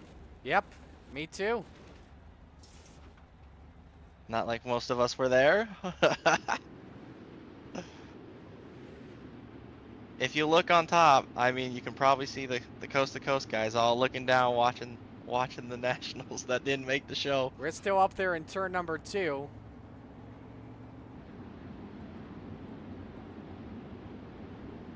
So now another lap goes off the board here, Shaggy. Yeah, I've been quiet. I've been trying to look. I believe Patrick Spangler, if I'm looking at this right, Marty, with the SDK, he does have the fastest lap of the race here too. So he got that fastest lap. I doubt anyone beats that in the closing laps. Now, did he burn up his stuff, or can he get around Ross?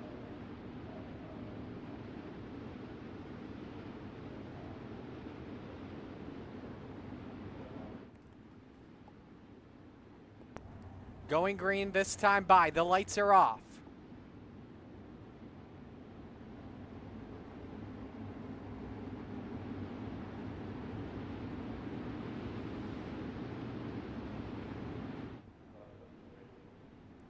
Let's see how Corinna fires. Is it earlier this time?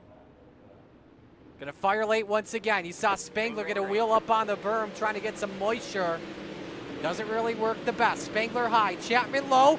4 wide for the 4th position. Who comes out of this for 5th as they're 3 wide? Shreves, Moon, They're and still Ornate. 3 wide. And now Patrick's at the wall. Someone going for 4th here. Who's it gonna be at the line? Moonen has it. Shreves tries to thread the needle. This is wild stuff here with 7 to go, and the yellow comes out. Bobby I think Good. Patrick's broke.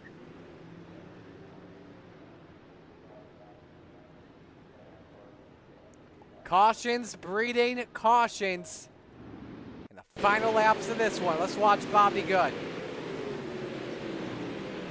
Dolly looked low, got on the berm. The Good gave him a lane. Just steering's tough to deal with. Bixler also collected in that incident too. Go on board with the 7 car.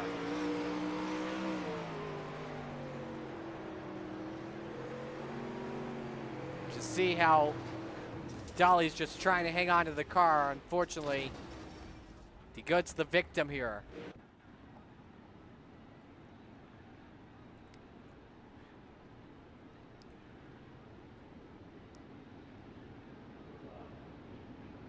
Yeah, just a case of we're running out of time and guys are running out of patience here. While we're at it again, all the sponsors on the bottom right, we need to thank them so much before we end this broadcast tonight. Without them, none of this is possible.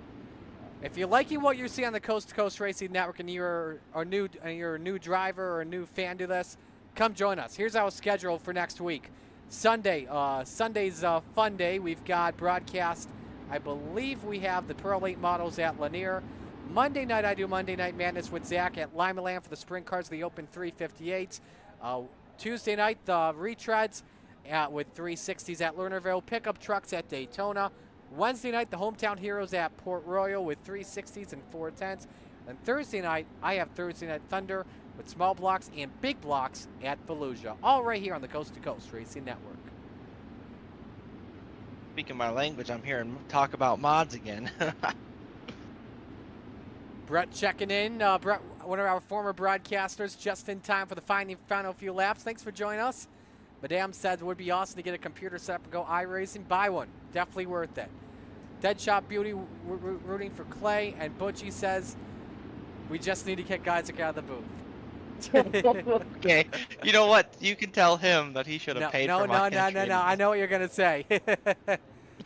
Back to Greenwood, 6 to go. Can Corinna hang on? These yellows is what he needs. The run out of 2 for Patrick. He's got a good run. Car length into turn number 3. Could he have a chance off for 4? Corinna uses the slider line, but Spangler bikes and same with Chapman. Everybody hanging on for dear life. 5 laps to go in the Knoxville Nationals. Caution waves as Keith Jackson. Oh, I just want it to go green, man.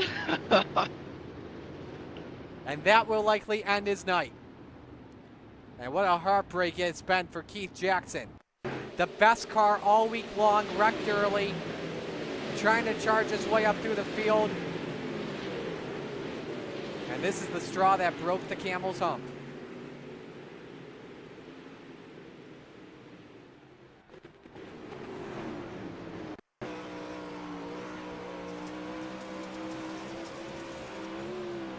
Zach, I'm going to ask you here in advance. I mean, I hate to break the fourth wall here, but can you save that replay for me, please? This replay when we're done?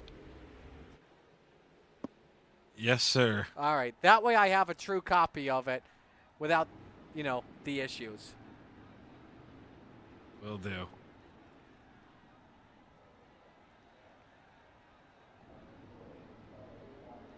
And, you know, this is where I know there's a lot of racing going on up front, but I've been focusing on my horse, Connor Ross, here. And him and Steven Goldner, they were both up 2 spots. They were able to get past P. Daddy and Griggs. But, man, the caution came out right before they both crossed the start-finish line. And, man, Steven Goldner, he's got to be frustrated. He keeps passing those guys, and cautions keep flying.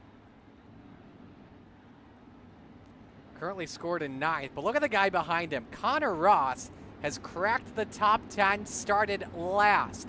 34th to 10th. Or 33rd to 10th, rather. Imagine that charge.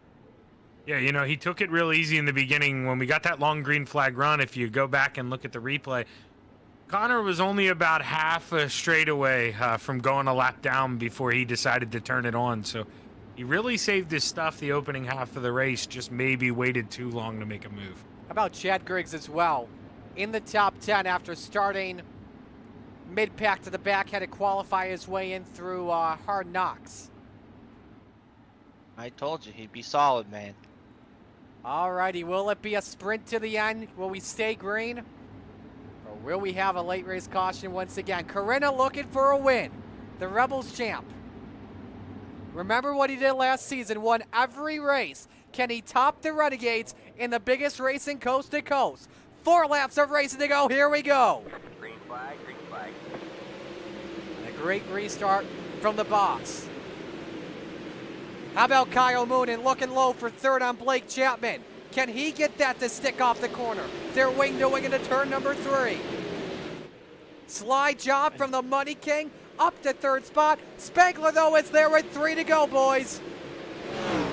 Yeah, and he followed Ross into 3 and 4 there, so he doesn't have a really good run going into 1 and 2 here. Did not have the best entry, but pulls in within about a car length and a half to turn number 3. Follows Corinna, the 2 nearly touch off for 4. 2 laps to go. Who's going to win the Knoxville Nationals? Corinna or Spangler? Corinna uses the slider line, trying to defend, using the fastest way possible, but Spangler reels him back in once more. the high he side needs a- banger follows. Here we go. Last Needs lap. a big run off of 4. This is his chance. Ross is going to protect in 3 and 4. He's got to go now. Corinna protects. Spangler up on the top shelf where Mama hides the cookies. Looking for the runoff at turn number 2. Can Ross Corinna win? Can Patrick Spangler repeat? Spangler looks low. They get together. Corinna on 2 wheels. Patrick Spangler off from 4. Repeats and wins. And the Knoxville Nationals out of field in the last drop once again. Man, this guy, he's the new Sergio Perez, but for fuel. I just don't understand how he does it. Patrick Spangler is a 2-time Knoxville Nationals champion on a last lap pass just like he did it 2 years ago. Yeah, and you know, Ross he's going to be sitting there smiling. I mean, he went down in there. He knew he didn't give him any room. He shut the door, and while Patrick did what he had to do, that's just good hard racing on the final lap. And Spangler is out of gas. He can't even get to the checkers. He's going to need a push to victory lane. Brandon's still on track. Brandon may have to show him how to get there. But my, oh my, what a way to cap this one.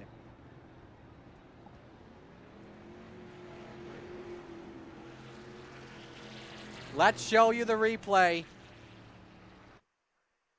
Once more, again, Spangler was getting the best exits off of turn number 2.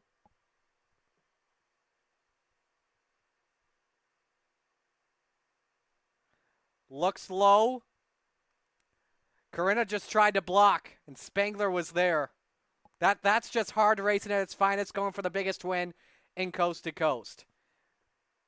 No, you're exactly right. They're both doing what they have to do on the last lap, and man, it set us up for a good finish. That was fantastic. And Connor creamed him at the end as well. Look at this. Everyone going crazy in 3 and 4, trying to dodge him. Well, this is how it looks in real time.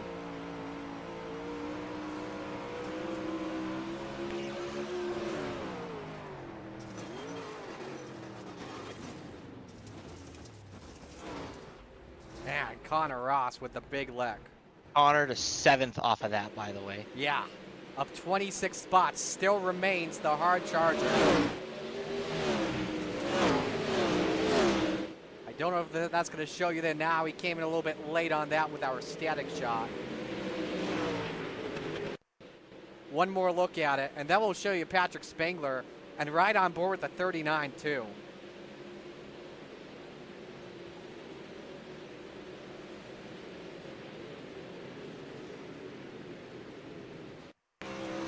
Here's the onboard with the 39, the race-winning pass right here. But then listen to Spangler. And hear the car sputtering out of fuel and barely wins it.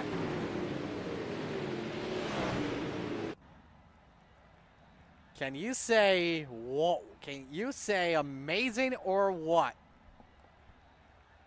That was just something special, boys. Did I miss a good one? Does Marty have me muted? I just unmuted you. We were watching the Okay, replays. so Patrick did not run out of fuel. Remember when I said Monday night, Patrick has a very big conscience when he does something like that. Yes. He did not mean to. He does not want the win credited to him. So he refused. He did not want to try and win this race. That's why he let off, tried to let somebody else win. He does not want the credit. He did not even want to get in the picture for the podium shot. So Blake, wow. So is Blake Chapman going to win this? I do not. We're in conversation right now. Wow. I do not know what is happening right now. So that's why when I tried to push him, he wouldn't go. Correct. Can't happen. Yeah, he was on the brake. He was on the brake. I thought he was out of gas, so I wanted to push him in, and he didn't go.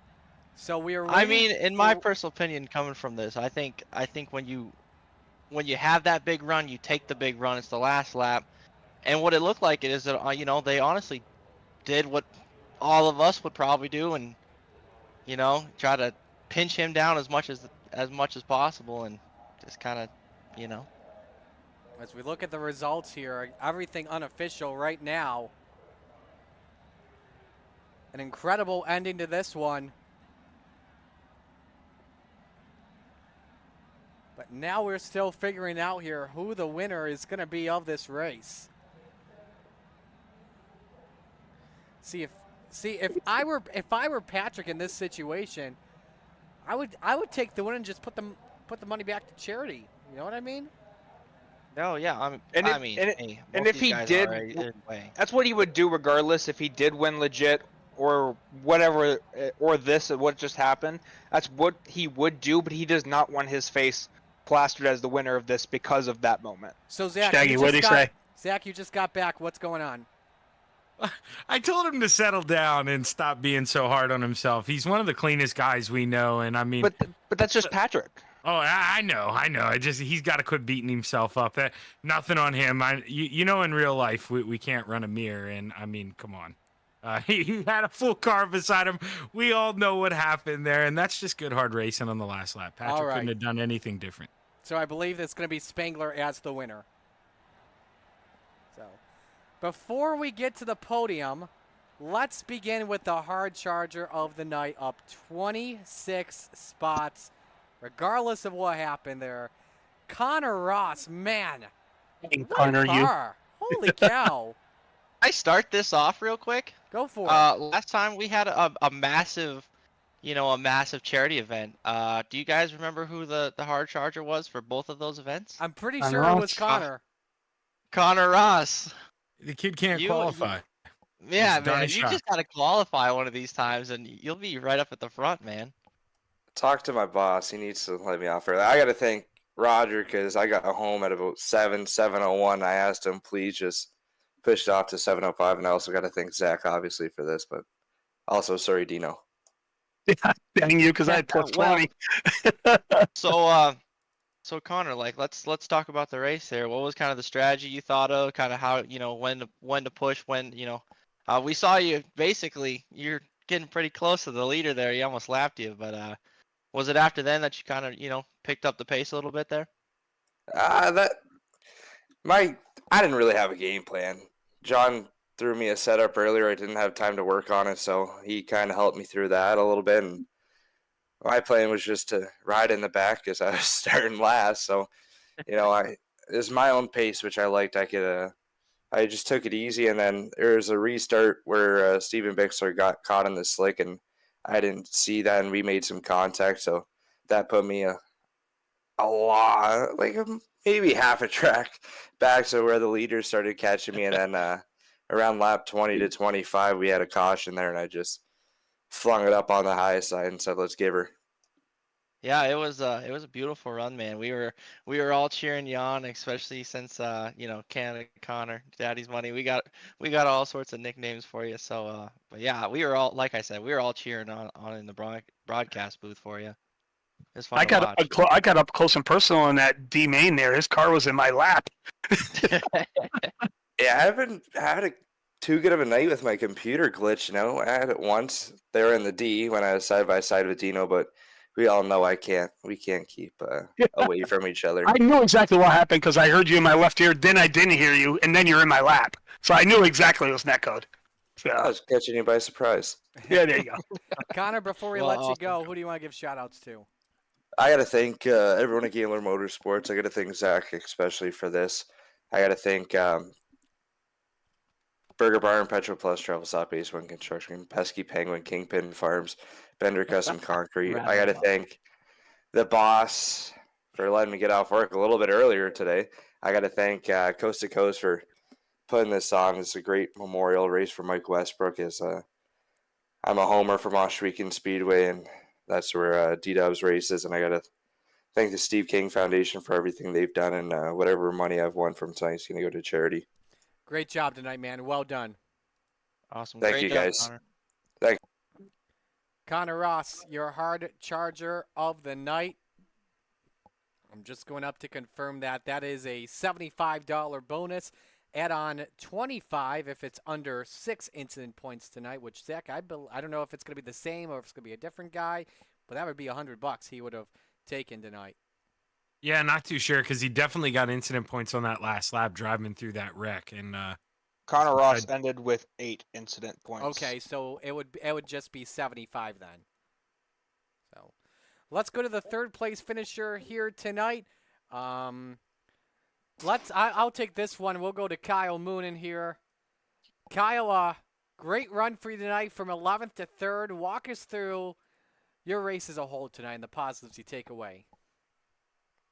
It was a little crazy at times, but I was just trying to be a little patient. At first, I was trying to make up, as much ground as I could, and then tried chilling out a little bit. But then a couple times I was, thought I was going to be lucky to get a top 5. So all in all, it's not a bad run, and third's pretty good for how I felt.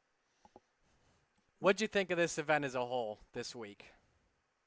It's a fun race. I always like all the charity races that they put on, but the Knoxville one's always fun. So thanks to Roger and everyone that helps put this on, and you guys for the broadcast, and everyone else. I know there's a lot of people that help, but Kyle, did you have a special fuel conservation moon and race engine in your car? I didn't. I really didn't save any at all. I was kind of watching it, at the beginning to the middle, and I kind of figured about halfway through the track would slick off enough. I would save enough at the end. So nope, we were good there. All right. Well, Kyle, we'll let you go. Great job tonight and a great run all week. We'll talk to you on Monday, all right? All right. Sounds good. Kyle Moonen finishing in the 3rd position. Let's go to the runner-up finisher, and we'll go to Blake. We'll let Zach take this one. Chapman to Chapman.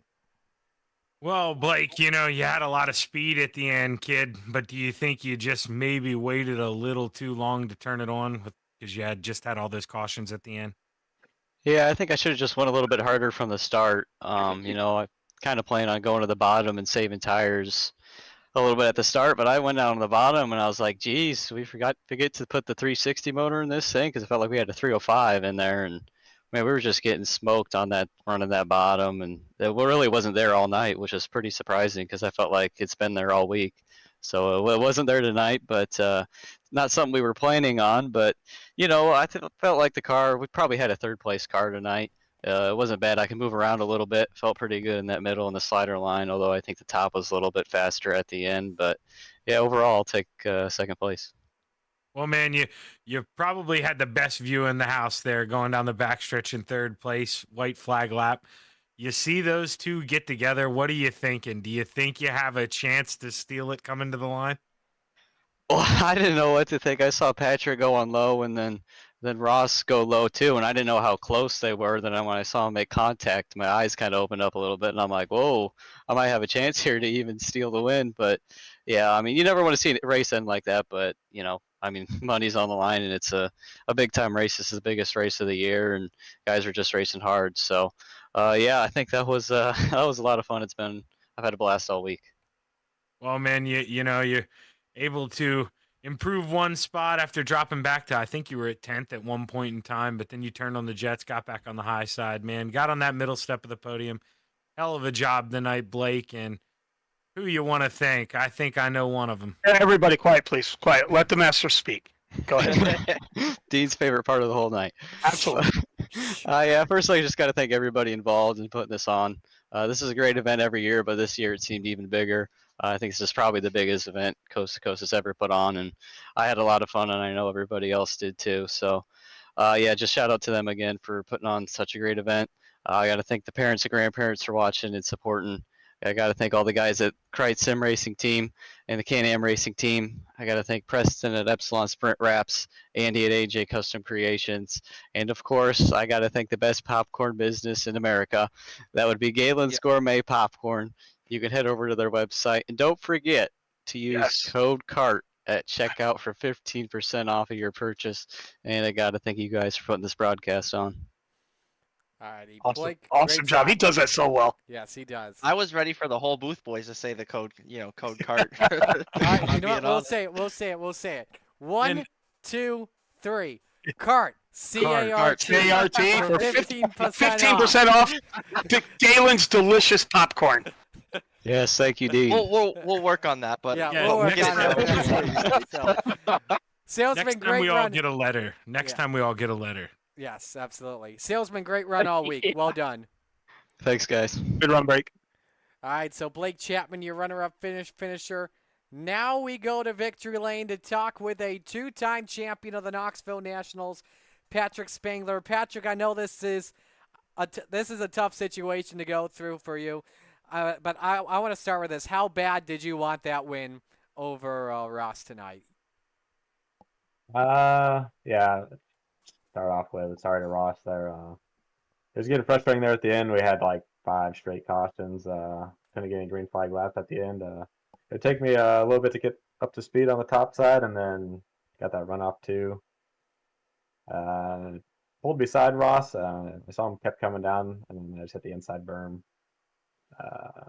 Upset the car, but threw it back up the track into him. So not how I wanted to win it. I like to try to be the cleanest racer out here. So not the way I wanted to win. Good race though. He ran almost near perfect race. I would get runs on him, but for the slider line, I had a couldn't get around him there for a little bit in the earlier stage, and yeah, it was a fun race. I know you've been saying that this is not a race that you want to win like that. But would you say at the same time it's just, hard racing, one of the biggest race of the year, trying to go for that win? I'd say a little bit, yeah.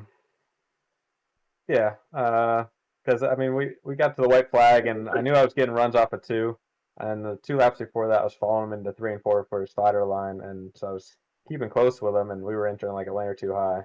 But yeah, we were running all out the whole race. I was really waiting for Blake to come in, but he's usually the bottom specialist guy here, and we started with that 15% region, which kind of took away the bottom. So I knew it was gonna be top the whole night. But yeah, that was a fun one. What positives though do you take away out of this victory? Just it's positive for the entire week. Great event here that Roger puts on. I know he probably loses half a head of hair throughout the week with everything that's going wrong. Weird glitches we're getting, but yeah, this is always. I don't miss hockey games for very much, but this is probably my favorite race of the year. So I miss hockey game tonight. Just a race in this. This is definitely my funnest event we do all year. I'm going to put you on the spot here, Patrick. $200 and the fastest lap of the race, man. What are we going to do with those winnings? Gonna donate it right back to the Westbrook Foundation. Just any money we can to give to them supports the racers that need it more. Good to hear. Patrick, before we let you go, who do you want to give shout outs to? Shout out to the entire Booth Boys tonight. It was nice to see all 5 of you guys back in there. Got a little crazy earlier, but you guys toned it down some. It's all Zach's fault. Yes. Yeah. There was one where he said I'm Connor Ross's dad. That was a little weird earlier. Hey, Daddy's money. Yeah, my son got our charger tonight, so it was Yeah, good thing he wasn't in a red car with a red rocket around the top of the track. But yeah, Zach does look Canadian. Was it? All right. But yeah, that was a fun race. The Westbrook Foundation. I mean, we probably had, I think, 20 charities donate to this, just money, or it was T-shirts, graphic designs, Velocity Feel. I don't have them all in front of me. Dylan Westbrook Racing and Westbrook Farms are always big supporters here. Malcolm Mills Writing. Dudek Sim Designs for the wrap and Velocity Race Designs for the wraps. I'm sure I'm missing some, but there's too many to name and remember that put into this event each year, and this is one of the best events probably in dirt iRacing. And Roger's just the quarterback on it, so nice. And Dad, Uncle back home watching, and my wife for letting me race all, I guess 3 nights this week. But yeah, that was a fun one. Patrick, so congratulations. Go ahead. I was going to say, Marty, I think all of us put in $10 for the pool to pick who won. Excuse me? What? What? I didn't Somebody even know picked this. somebody picked the high side, and I think it was $10 a piece, wasn't it? Nobody told me to PayPal you or something like at the Chili Bowl. So, Patrick, Thank you. congrats. Good run, man. Yeah, congratulations, Patrick. Well done. He's the iRacing Hoosier held up better than the real life Hoosiers. Oh, for Hey, sure. I can't say nothing. They're sponsors of I mine. think we had. I saw 42%, like, and with all the cautions, I had like 3 gallons. So it wasn't even a field race this time. Nice. I bet Blake would probably be rocking at 70% back there. I saw him back there Right. hanging at 8. I started to hang back there, but it was getting crazy. 3 wide on the second lap, so I was like, I'm going to hit the high side and try to get out of here. Nice. Great job tonight, man. Good run, man. So Patrick Spangler, the winner here. There's one more guy we got to bring in here, always speaking at the end of the charity event, and that, of course, is the Bass Man, Roger Craig. Hang on. Before we get him in, we just saw the cushion can. That's all Keith filled Jackson up. showed he's Let the me man mute to that beat. real quick. And that, too. We got music playing as well. Here's the Booth Boys back at the real life Knoxville last year. I can see some of them. I love how Zach's just always drawn in. Yeah. Good times, good times. Roger, let me unmute you here on my end. All right. Bassman, final thoughts on this incredible charity event, and what a finish to this one.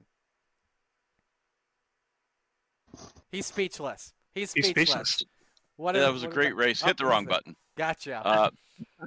It was a phenomenal race. Too bad there was so many cautions just right near the end, and you know, a bit of a controversial end. But you know that Patrick Spangler is probably the cleanest guy in the league, and but what a heartbreaker for Ross. I mean, Ross is just, you know, he's been so good for the league, and you know, he donated you know, one of those $100 auctions to a veteran. So just a class guy. Tough to see it after leading so long. But what a dramatic race. You know, there's so many potential winners. You know, there's Griggs was out there, and the Paget was up there, and trying to think of the other guy, the one of the new guys, Rick.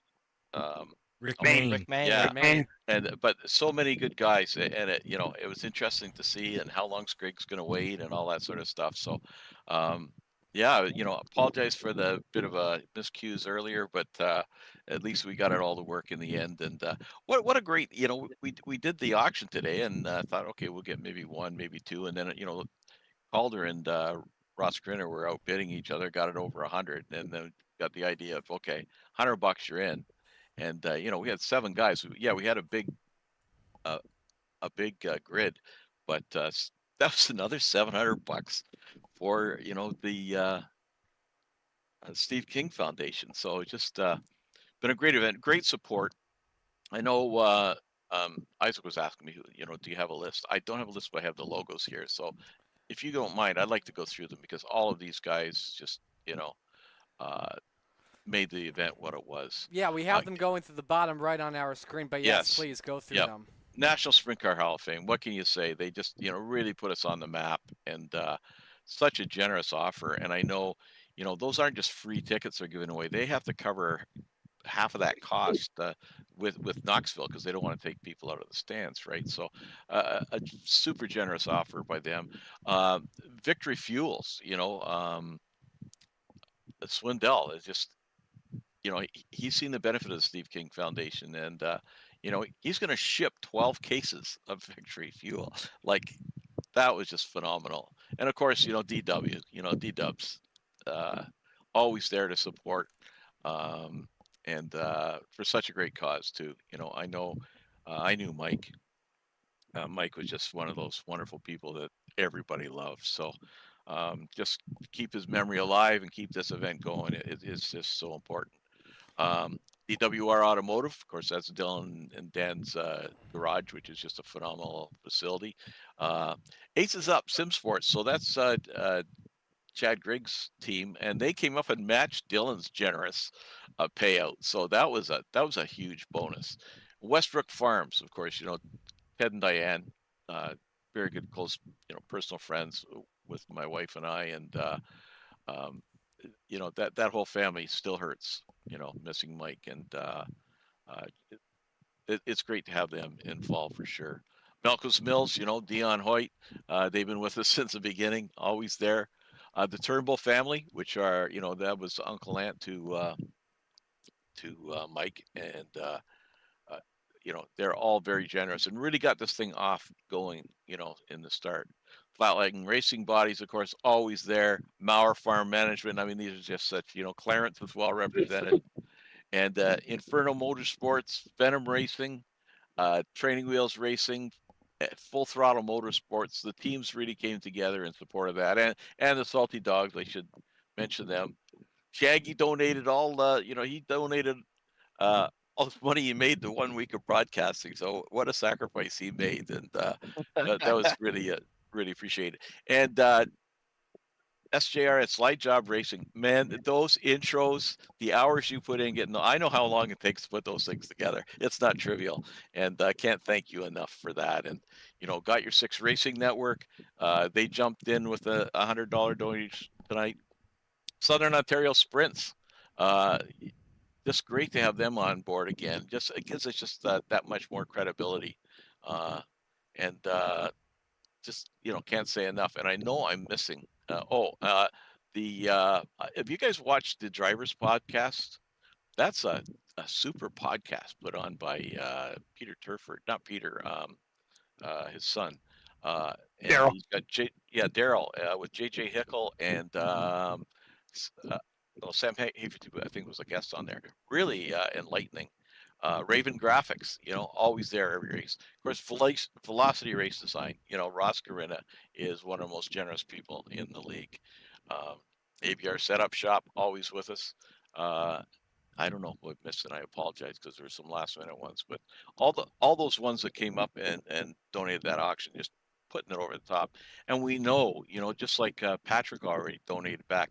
The last event we had, I don't expect it this time, but the last event we had, 100% of payouts went back to the charity. What a league, what a community we have. And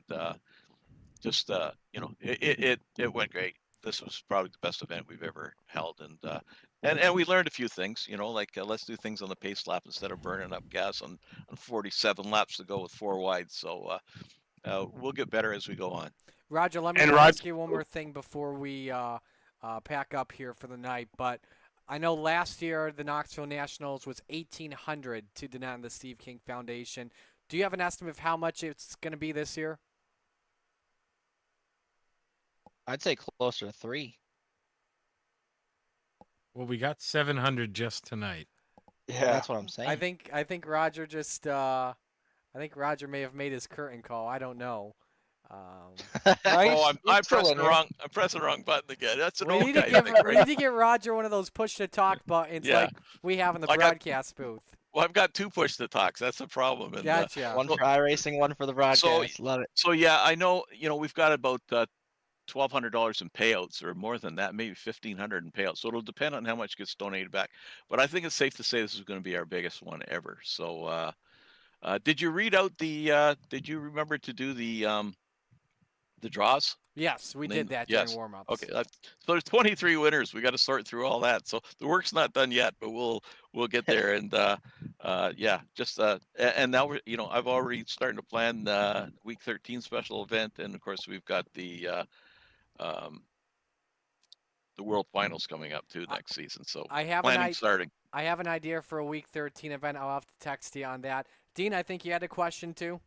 Yeah, no, Roger, I just want to let you know I'm already about 20 photos in. I'm going to do like 50 photos of the event and put them up on the Facebook page for you. So. Wrong button again, Roger. Wrong button again, Roger. I did. So make sure you get the 4 wide and that the line was pretty straight tonight. When they lined up, I was very impressed with the boys. They did a great job. Not bad, considering how many people and Canadians were drinking probably for this event. That was pretty good. Exactly. Yeah. Thank God Donovan wasn't here after crawling over from Dingus. That would have the whole lineup. But, shots fired. But shots fired. Yeah, he probably wasn't in there. Roger, congratulations on a heck of a week. Well deserved. And thank you guys. Great event, and you and Shaggy especially carrying the load for this week. But it was good to see all the booth boys out there, and Isaac gave it a bit of a shot, anyways. Hey, you know, I'm trying. Okay, it's been a while. It's been a couple months. Alrighty. That is Roger Craig, the main man, the #1 guy at the Coast to Coast Racing League. Gentlemen, as we wrap things up, final thoughts. We'll go around the horn, Isaac. Oh yeah. Number one, I brought out my Hoosier neckband. Oh, I see. Since I we're need to get mine talking out. about Hoosiers with Patrick Spangler. Yeah, yeah. There you go. Perfect. But yeah, one event. What a finale! What? Oh my God! Tonight alone was worth the price of admission here. I just What are realized. you? What are you owing about? I just realized Dean had Buddy. Somebody made a return. Yes, he came out of retirement. Here he is. So, Oh, really? There he is. It's Buddy time. Must be nice to be able to see it. Tonight. I don't have the air horn on me, unfortunately. Like Yeah, we right. do. Jeez. Look on the broadcast; it's there. Yeah, there he is. It is. But there. yeah, no, like I said, it's been an amazing event. It was definitely fun to be back in the booth with you guys, even if it was for just a night. It's fun to, even just get to call the races again. I feel like every time we're at Knoxville, especially for the Knoxville Nationals, it is an absolute stunner. Like, it is amazing to just be a part of. But yeah, I can't say enough good things about it.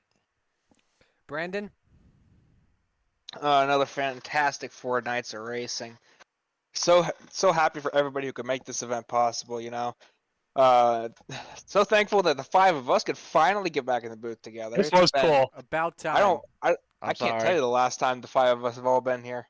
We've had 4, but I don't think we've had all 5.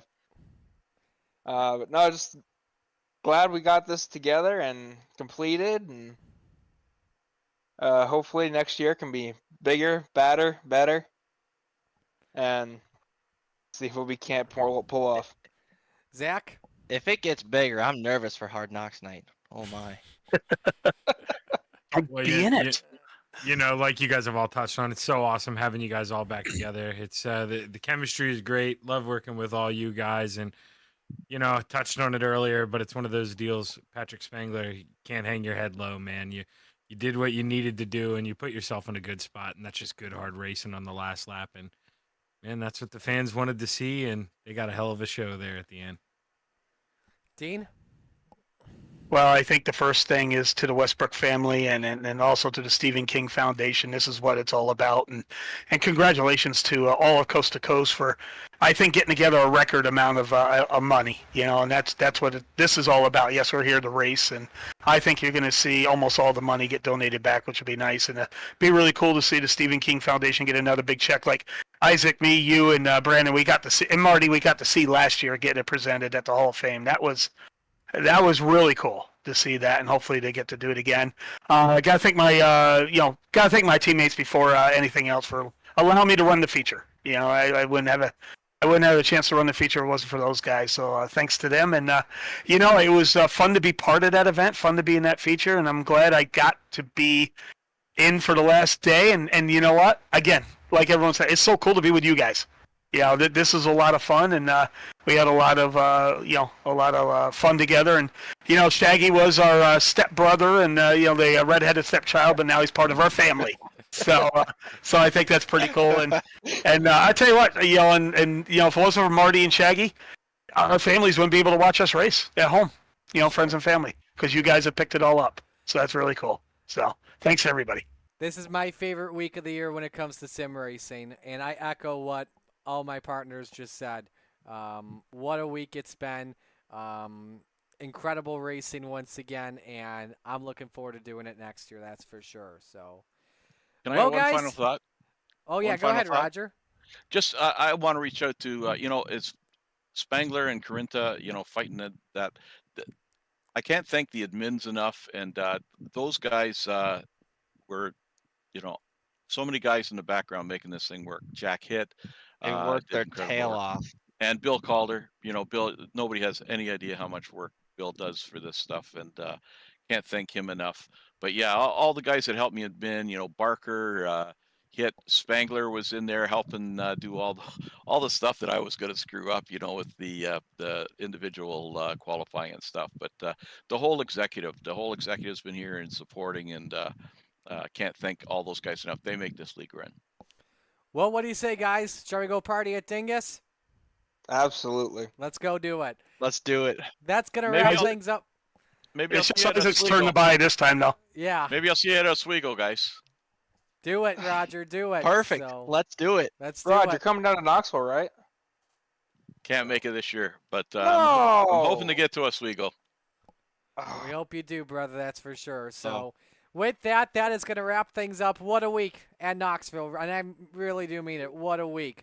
On behalf of everyone at the Coast to Coast Racing League, all the fine drivers, sponsors, admins, and all the ones that contributed to the Mike Westbrook Memorial Knoxville Nationals, Roger Craig, Bill Calder doing a great job.